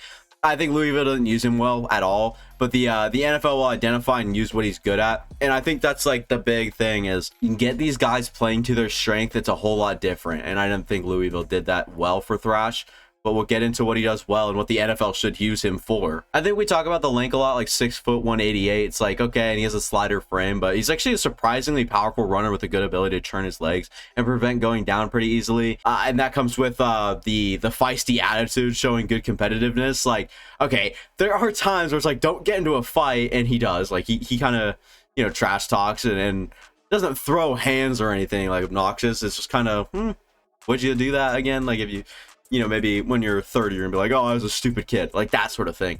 But again, just showing competitiveness. I'm not gonna dig at him for caring, I guess. Another thing that we talked about was like after, he's good and surprisingly powerful after the catch. I think he's actually kind of sloppy after the catch, but not in a bad way. It's almost like it helps him, or so much so that it's hard to predict where he's going. It ends up working for him. So it's like one of those phrases, like it's almost so bad it works, because it's not what you're predicting. And I think it's kind of funny. Kind of a search and can destroy blocker, but he likes to knock you off your feet and take you out of the play, if that makes sense. He's more of a search and hit instead of a search and destroy. He's looking to come across the field and then getting your shoulder pads to go up instead of getting to a guy within 5 steps and just holding leverage and keeping him there. He's more of like a boom, and then that's all he's got. That's pretty much the story for Jamari Thrash. I think he's got strong pivots and plans to some of his routes that really throw a player off, or really throw a defender off. He's like planting that firmly in the ground and then exploding out. By the way, his quickness being at 11 is crazy. I think that might actually be a typo. It's more than that. Jamari Thrash is like probably a 15, if not 16. He's a very explosive player, so I apologize for the misread there. That's kind of bad by me. I think he's good at getting his head back around to look at his quarterback and read him during his routes. which some guys, like, you shouldn't be doing that too often. You shouldn't be carrying too often, but most of his routes are to the point where you can get your head around. It's not really going to affect it too much, and he does a good job like adjusting. It's because he has that early read on things. Slot reps are much more up his alley. Dude, put him in the slot. I loved his slot reps. I loved it. It was so fun to watch him in the slot, and even the slot fade. There's just things I liked out of the slot for sure that translate with Jamari Thrash's strengths that I think kind of like get brought out best in the slot. If he has any space when he catches the ball, he'll turn upfield and maximize the yardage he's presented with using quickness, power, and sometimes elusiveness. So like, I like Jamari Thrash, especially after the catch, quickness, athlete. We'll get to some of the things I don't like so much and why he's so far down here, but I like the player maybe a little bit more than the average person, and just didn't really have the cojones to lift the ranking, I guess. Definitely has some fingertip catches where it looks doable, and he just might not have the best tracking or see it, and I think that's something he really struggled with, was tracking. He didn't do it a whole lot well, and there's times where it just kind of soared past him and he just kind of failed to locate the ball. He doesn't have a run away type of explosion or speed, and especially the long speed. He never really got through it, and he never really has that really fast quick step and first step. I think it's more of, like I said, the strong pivot and then explode out of that with fluidity. That is his game, and that's the type of quicks he has.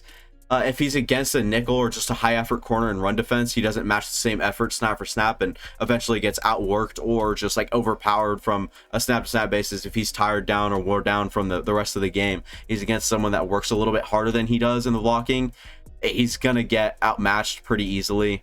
Looks like he's easy to knock off his spot or route despite showing power with some yards after the catch and showing a good base. He doesn't really look too set in stone. Like I said, Javon Baker, I think, was the guy with good balance and stuff. I don't think he's the same. He doesn't retain blocks well, like, at all, but I'm pretty sure he can if he wanted to. Yeah, he kind of gets up in the chest, and if he doesn't like dominate right away, he's kind of like, well, is this even worth it? And kind of ganders off and does his own thing, right? Like, it's kind of disappointing in a way. He definitely doesn't, or he definitely prefers body catching over hands catching. His hands were a little bad for me. I didn't like it at all. I didn't think he tracks the ball well at all. We already hit on that. I think he's an emotional player that likes to fight, not actually fight, but like pushing, he's shoving, getting a guy around, all that good stuff. Like, he's emotional. That's fine. Again, shows competitiveness. But if it's extracurricular or after a play, you're gonna get flagged for it. It's definitely not worth it. And again, one of those things like when you're 30, you're like, I was a stupid 20-year-old, like that sort of thing. To have the awareness to do it or to clean that up beforehand is probably the best. And who knows what the DBs were saying to him. Maybe he has a sweet spot or a soft spot, I meant, and that gets in his head, and then he goes for him. So who knows? I'm just saying that there's definitely almost every game I watched except maybe Notre Dame. No, I think he fought in that one too. Yeah, he just has a lot of pushing and shoving. I think this tier was full of hard evaluations. You'll get Brenden Rice, Polk, Thrash, very tough evaluations, and Jamari Thrash probably the easiest of them all, and I still had some trouble locating and looking at what he could do. I really like all of these guys, and I think there's upside, and they definitely have what it takes, in my opinion. I would say that Rice and Polk are like definitely the same tier, and then I could have had like Thrash in the tier above these guys. Like, it could have fluctuated differently and just been a little, it could have mixed up a little differently, I guess. I'm gonna ask for the general public and draft community to forgive me for putting Malachi Corley, Western Kentucky's 5'11", 215-pound receiver, this low. Honestly, it was a disappointing watch as he was hyped up to be amazing after catching something really, really special, and nobody can stop. Not only did I not see that, he was just very raw and hard to tell in terms of polish and nuance as an overall receiver. I still really like what could be with Corley, and that's a big thing. Is it's a lot like Jamari Thrash, and we'll get into why, but like, just there's a lot of things to kind of like, well, okay, question there, question here, damn, he does that well, and if that works out in the league, or if a team gets him in the right spot, like, there's just things to love, but there's also a lot of things to question. Used a lot all over the place. Like, his usage was crazy, giving me experience with something close to a modern day NFL offense in the way I think he could be used in the league. Ended up, we see these gadget guys, and I think he could be one of those.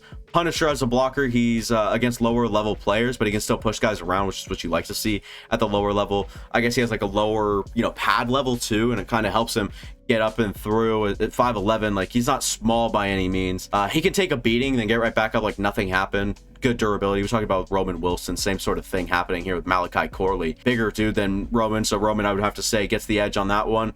Probably a little bit more impressive, and he plays Big Ten, I think, right? So bigger conference than Malachi Corley, no offense or anything. But he can separate via drag racing. That's his separation, is when he can beat a guy in a foot race. And it's a lower level of competition, so take that with a grain of salt. He snags the ball out of the air at times. I saw it when he's crossing over the middle and the ball's just a little high or low, and he just does a great job locating and glue. His hands are sticky and gets up and gets it, and shows the ability to track the deep ball too. He got targeted on a few of those, like a wheel route or something, and it kind of does come over, and he has his hands in the right place, and it's good. So Corley shows qualities of a starting receiver and someone that could definitely be a role player in an NFL offense. I have no question about that. It's just these things I have questions about. Probably a bit overstated with him, but he's definitely not a refined route runner. On a few routes he's had to separate underneath. He just literally doesn't. Like, one, he definitely should be. If he's in the slot and he even has him guessing for half a second, he doesn't even break out quick enough to like get that step ahead. Limited usage on some of the traditional receiver sets against Ohio State. I would have liked to see him as a flanker or an X receiver or a Z receiver, an X or Z. I would have liked to see him a little bit more out wide, face some of the Ohio State corners one-on-one versus either putting him in a slot or they put him in motion so much in that game. And he had good numbers. They were given to him, like it was kind of right there for him, working, you know, in soft spots, stuff like that. He doesn't look urgent or eager to help his quarterback on the run or pick up a block downfield that might help a teammate. Doesn't really look like one that's going to be like, I'm going to go out of my way just in case this guy ends up making a play. He doesn't seem like that sort of blocker. He doesn't look so urgent, like I said. The first time he looked violent after the catch, he ended up fumbling and his helmet fell off. I thought that was ironic. I was watching him, and it was in the first game I watched. I think it might have been Ohio State. Catches the football, he starts running across, and then boom, he breaks his tackle. I'm like, oh my god, here it is. This is Malachi Corley. This is what they talk about when it comes to yak. And he gets blown up, and then his helmet comes off, and I'm like, oh, that's not good. I just thought it was kind of something to mention. He looks bigger on tape than I was expecting, but he's less physical and amazing after the catch than I expected to. I was expecting someone that catches the ball over the middle and literally just turns into a wrecking ball, shreds through lower level defenses, and just kind of just works his way through. Powerful, strong legs, drive piles, stuff like that. He wasn't really that, but he ended up being bigger, so I mean, take that for what it is. Lacks the true long speed and never just straight up blows past anyone, even against the lower level of competition. Struggles to work through contact at the catch point. Didn't think he was great at that at all. He definitely had size too, which kind of concerns me. He goes down a lot easier than I thought he would. A lot. I was expecting, from all the hype pre-Senior Bowl, through the Senior Bowl, after the Senior Bowl. These guys are like, I've done tape study. This kid's legendary after the catch. This guy, he turns into a full-on running back after the catch. Maybe I interpreted it as something like that, and it just wasn't what I thought it would be. Like, to be honest, it just wasn't. It still is probably the highest yak on this in the receiving group, but it's like, it's not far and out the best. He's special, he's amazing. You can never find this sort of receiver. So I don't know, between the scheme and the tape I watched, he didn't face press often, something I'd like to see more of, and something he might need to learn to get more comfort with at the next level. Malachi Corley, he is down this far. Again, I think he could be very good, and I still like what he could be. I think he could still, you know, be a very useful weapon, productive receiver in the NFL. I just think he has a little bit more to overcome than people are stating with him, I guess. But Corley, yeah, I guess I'm the down man on. I just don't know. There's things I question, a lot of things. Jalen McMillan, we're on to the third and last Washington receiver in this list. 6'1", 197. I think Jalen needs the right offense in the NFL to unlock a certain type of play style that he has. There is upside. Just seems far-fetched to say he'd be elite or amazing. And I wouldn't say in like any field. I would say just as an overall player, I don't see him being a reliable even number 2. I don't think he's a good XZ. I think he's more of like your third option slot guy, get it done, but there are reasons I don't like him in the slot, and we'll get to that. He can definitely mix it up over the middle of the field on every level. It seems like he has the ability to manipulate defenders and work to open spaces. I like that. He looks like he's got some quickness at times. I'm not gonna lie, I was very impressed when it came to the way he plants and gets out. It's the same thing as like Jamari Thrash, but it was a little bit better because of the 6'1", 197, not like what, 6'1", 180 something. So I was more surprised here with Jalen McMillan and in the way that he had the quicks, quote unquote jittery route runner, and when he hits the back foot, he can get out of his breaks pretty quickly. That's one thing that kind of stood out to me time after time watching McMillan. He just had a lot of like suddenness, quicks, and just stuff like that. I can't remember, but he has an injury history. So you kind of have to worry about that. But obviously he doesn't seem to care if it was like, I don't know if it's any leg related stuff, but with receivers, sometimes it is. So if he's had stuff and injuries on the lower level of his body or lower half, he doesn't seem to be worried about it. I'll tell you that. Had a lot of work on the short out routes and little stuff like quick screens, and just had a lot of that sort of work. So experienced in a gadget sort of usage role sort of deal, right?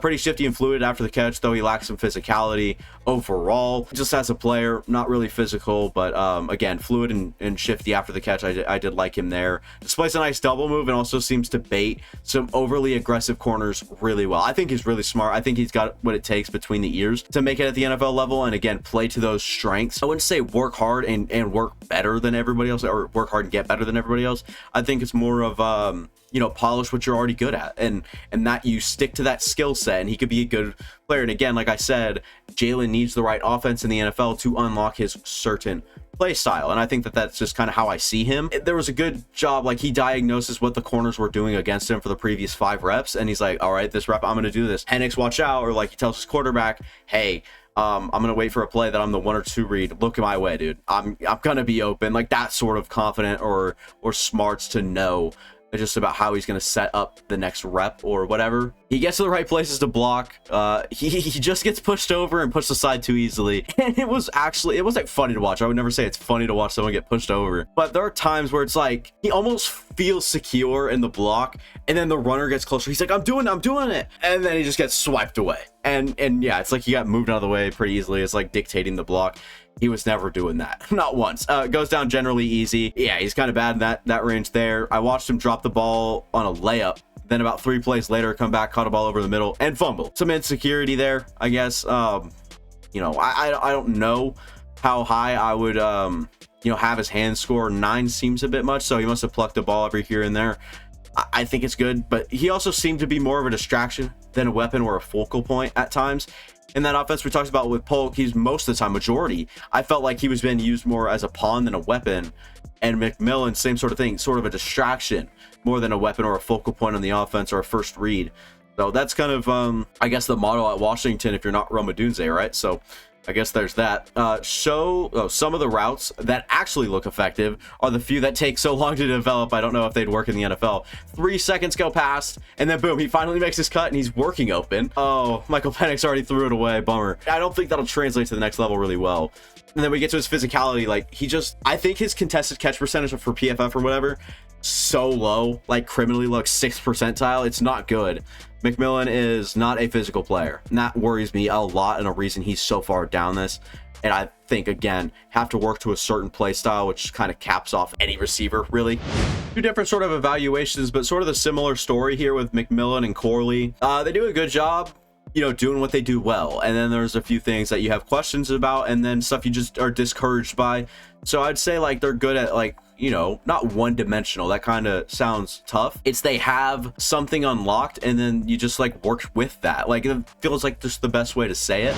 And the next guy we'll talk about, another tier down, Anthony Gould, the Oregon State receiver, 5'8", 174, extreme lightweight. There are some very intriguing traits and attributes with Gould's game I really like, and I think has a chance to translate. But the things that don't, like the things I don't like, they worry me quite a bit. I mean, they seem like they might prevent him from just being like a contributor, but also as like a permanent thing you can't get rid of. Like, there's just some things where it's like, that's not coachable and that's not fixable. You're just that, and it kind of stays like that. So we'll get into Anthony Gould and maybe a reason he's a bit further down here. There are some intriguing things about him, and especially with the experience he has on the boundary outside, which he will not play on the next level in the NFL. I can almost guarantee you that. But he has experience against bigger corners, and that intrigues me a little bit because of the experience against, you know, bigger corners, press coverage on the boundary as a 5'8", 174 receiver. And it's not like he's going up against bums or anything. So it does kind of interest me a little bit.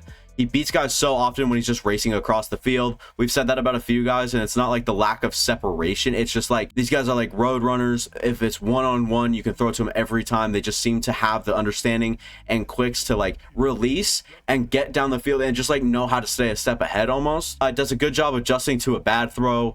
I don't think he always catches it, I would say, but he definitely does a good job. Like if it's down low and he has space, if it's thrown behind him and he already has like the 3 or 4 yards of separation, it does slow him down, but he does a good job like adjusting to like a backside like hip sort of catch there. Very instant and clean separator even when the DB has hands on him. We talked about it with Marvin Harrison Jr. No, I'm not comparing Anthony Gould to him. It's the like when it matters, he exploded out. Like it's that sort of thing. It's like, okay, off his break, he might still be getting held or someone might have hands on him, but he's little and he's gonna break away from you and he's gonna create that separation with a little bit of some instantaneous like movement, I guess. And he's another one of these guys that gets a cushion because he might go deep and it's easier for him to work underneath. We've hit that point with a lot of these guys. So Anthony Gould is just another one that kind of contributes in that way. Though Gould's got a quick twitch to him, he hits top speed quickly and just kind of stays there. He's more of a 1-speed runner. Doesn't do a whole lot like of tempo change, anything like that. He needs to stand tough at the catch point and almost come back to the ball. That way corners can't reach him or reach over him and break the pass up. Like there are times where he sits there and he's like, yeah, I can do it. Looks around and then like Kyrie Jackson or something just like comes over his shoulder and just like swats it out of the way. Like I think he needs to understand, work back to the quarterback. It makes it a lot easier a lot of the time. And looks like he used the same release every time he faces press coverage in the game against Oregon.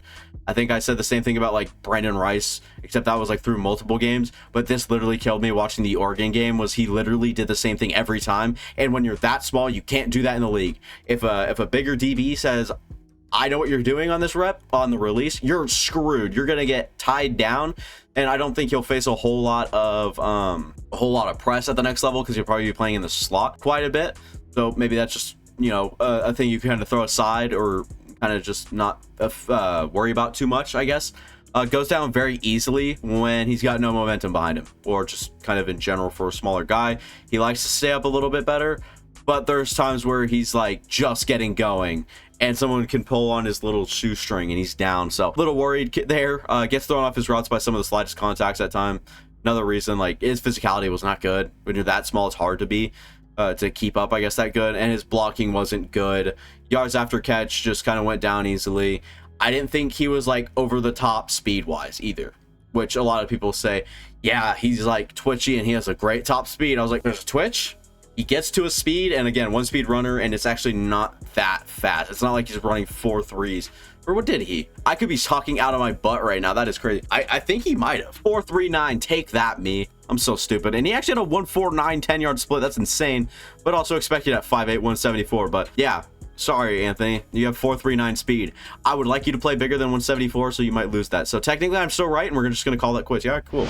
Tahj Washington, the USC receiver, falls up on the same tier. Another smaller guy, 5'10". Same weight, though, 174. Tough, scrappy, smaller receiver that has a good ability after the catch and legit strength to hold a block. If he was bigger, he'd be much higher in my rankings, but it's this deficiencies are too significant. He's still got a very interesting ting to him as a prospect, and I think he can work his way into a role in the NFL. It's just kind of you have to find that role. It's very tough to find that role. Maybe a wide receiver 4 and a situational player at, like, not at best, I hate to say that, but he's got some qualities to him, and I think that he could be one of those players. Holds his own in the blocking game better than most receivers his size, like a lot better. I think that he did a good job and absolutely killed it for how small he is. Gives his absolute all of it, trying to get every yard he can after the catch. He'll try to bounce off and just make these circus plays after the catch, and it just shows very good effort. And something that stood out to me after the amount of times he just ran full speed downfield, he didn't get off the field and he looked fine. Like, the stamina is insane there, work ethic's really good, and effort overall something I'm not worried about. His hands passed the eye test with flying colors easily. Amazing catcher of the football, someone I look and like just know he's a very good catcher of the football. Like I said, sometimes look like he's playing in slow motion, but not in a bad way. Think of like the Matrix memes where it all kind of slows down. It's kind of like that, like, you know what I'm saying, like you kind of dodge a few things. Like, it's kind of like that for him, and he doesn't actually have like that burst to him, which really sucks. But 0 avoidance yardage, that's kind of what we've talked about, if you guys don't remember early in this video, where I said like avoidance yards, you can either like go up and get the extra 5, or you can go get 3 and step out of bounds. He goes up and gets the extra 7, dude. This guy's insane. He'll just run hot-headedly, full, like, just bonsai and goes straight for it. So I respect that a lot, especially from someone as small as him. So I do like it. I think the best routes he runs are the quick jabs underneath with the DB facing the quarterback. The DB is like this, then all of a sudden he's about 5 yards that way, and then he can like make the quick little catch. Like, I think that's just where it's best. He's not twitchy, like I said, so when he can get off the line, he's at similar speed to the DB, and the DB is not paying full attention at him. Like, I think that's just where he excels the best, are the quick hitters, where against like zone coverage, let's say. I think that's where he made his living yardage wise, and did a good job turning up field for those. Does a great job surveying the field late in a play while his quarterback's extending and making a play. Like, he makes himself available, and it's amazing. He does it so much more often than anybody else in his class. I'll tell you that. He was much better at surveying the field, finding the open space while his quarterback was extending the play. Such a good routine thing for him, and it worked a lot. Some of the cons come along with very rounded routes. Hit or miss blocker. He has some dominant reps, but there's some where the guy just runs over him. Lacks that jitterbug, quote unquote, type of play you'd like to see with these smaller type of players. He doesn't play really fast. Like we talked about Anthony Gould, a 1.49 10-yard split. Are you kidding me? Tahj Washington, probably not the same. I don't want to talk about combine results I don't know about, because I don't want to say Anthony Gould isn't a 4.3 guy when he is. Either way, I swear he could play with better suddenness and quickness than he does. I've literally watched him make cuts on a dime. He just doesn't do it consistently at all. I've seen it like maybe 4 times over the course of like 4 games, and it's like, why don't you do it all the time? If you have the ability, and especially after the catch, he plays with so much suddenness and unpredictability. He's like, do that on a route, please. Like, I'm ordering that from you. Is an NFL team going to get that out of him? I don't know. Again, tough, scrappy, smaller receiver. He can carve out some sort of role at the NFL, but he's my number 23? Yeah, 23 receiver. To wrap up the tier, to wrap up the video, we have an absolute fan favorite in Malik Washington, Virginia's wide receiver, 5'8 and a half. 191 pounds. I think a team would really have to love and embrace him to have a role on their team, or to have to play on your team, whatever. You'd also have to design and implement a certain way to get him involved in your offense. Maybe where he again, he's another of these guys, like, you just play to his strengths, put him in the right spots. First play I turned on was a very nice screen play. I can't remember who it was against, and yeah, just did a good job kind of manipulating the defenders on that one. It was a first play, and then it was kind of disappointing from there, to be honest. Seems like he's understands and is on the same page as his quarterback.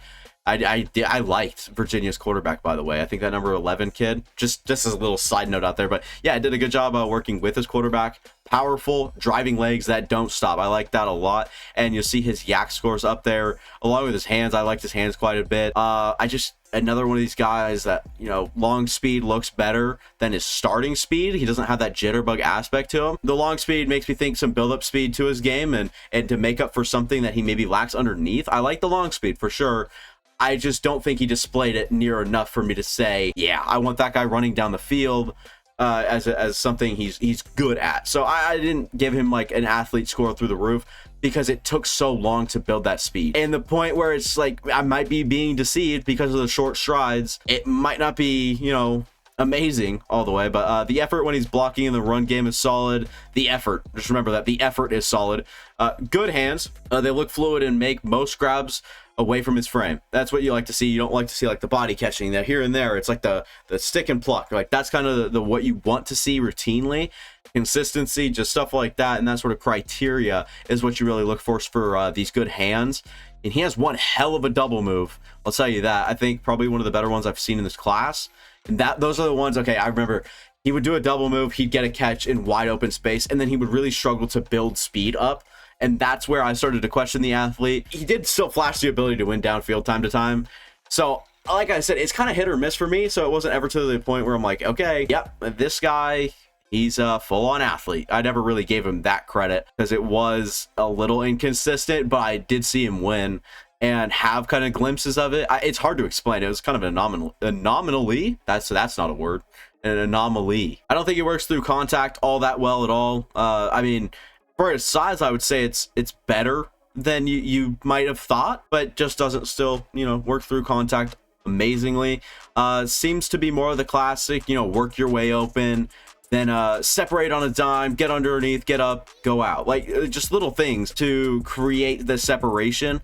I don't think he's like a jitterbug like I was talking about. He could be easily manipulated as a blocker, and just overall was not a blocker kind of period. He just really struggled. And then he did a nice job winning me over in like the last game I watched, I believe. His score was like criminally low. He started to just do these like little chips and then get into the guy's chest. So I was thinking maybe he's learned and polished that up a little bit. And so I gave him a little bit more credit there. So just lacking of power, but did what he could, sort of thing. And maybe didn't have like the best effort. It's like, okay, like it's solid effort. Like I think it can, you know, win, I guess. Press man seems to be a weakness for Washington.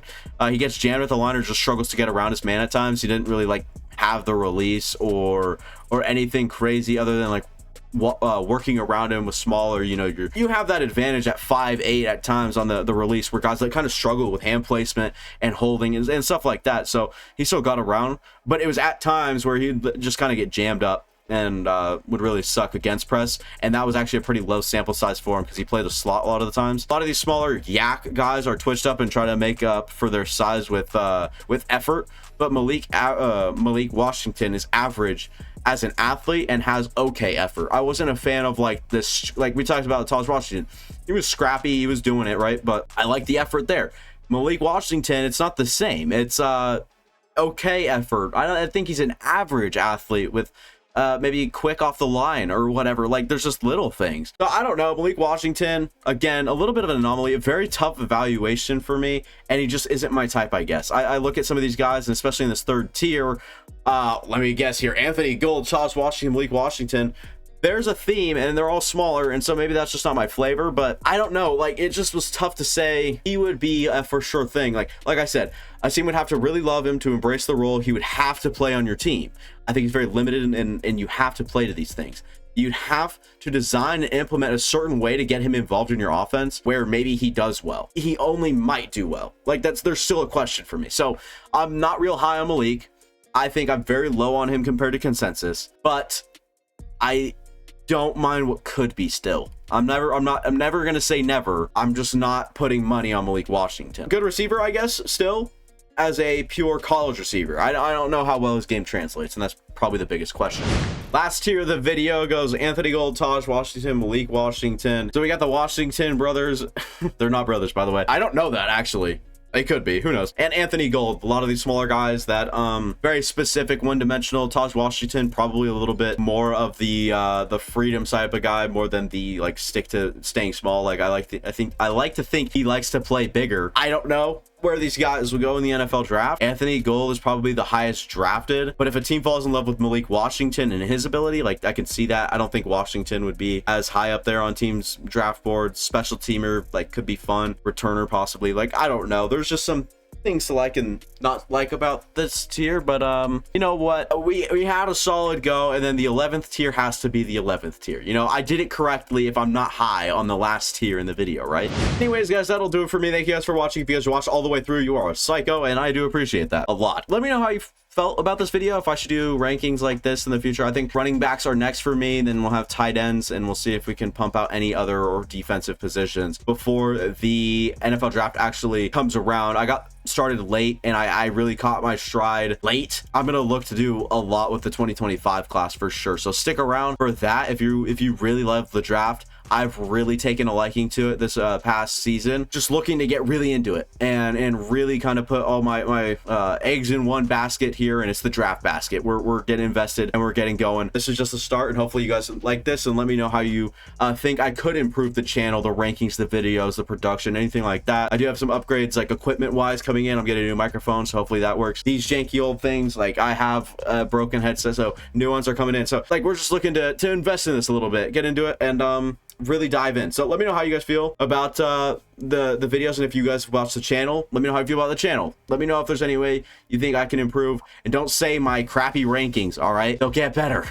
If you don't like them, actually, you're not gonna agree on everything. That's just the way I'll put it. So that'll be all for me. Thanks for watching. If you guys enjoyed, go ahead and like, go down, subscribe, go and see the past content on the channel. It means a lot, and I'll see you guys next time.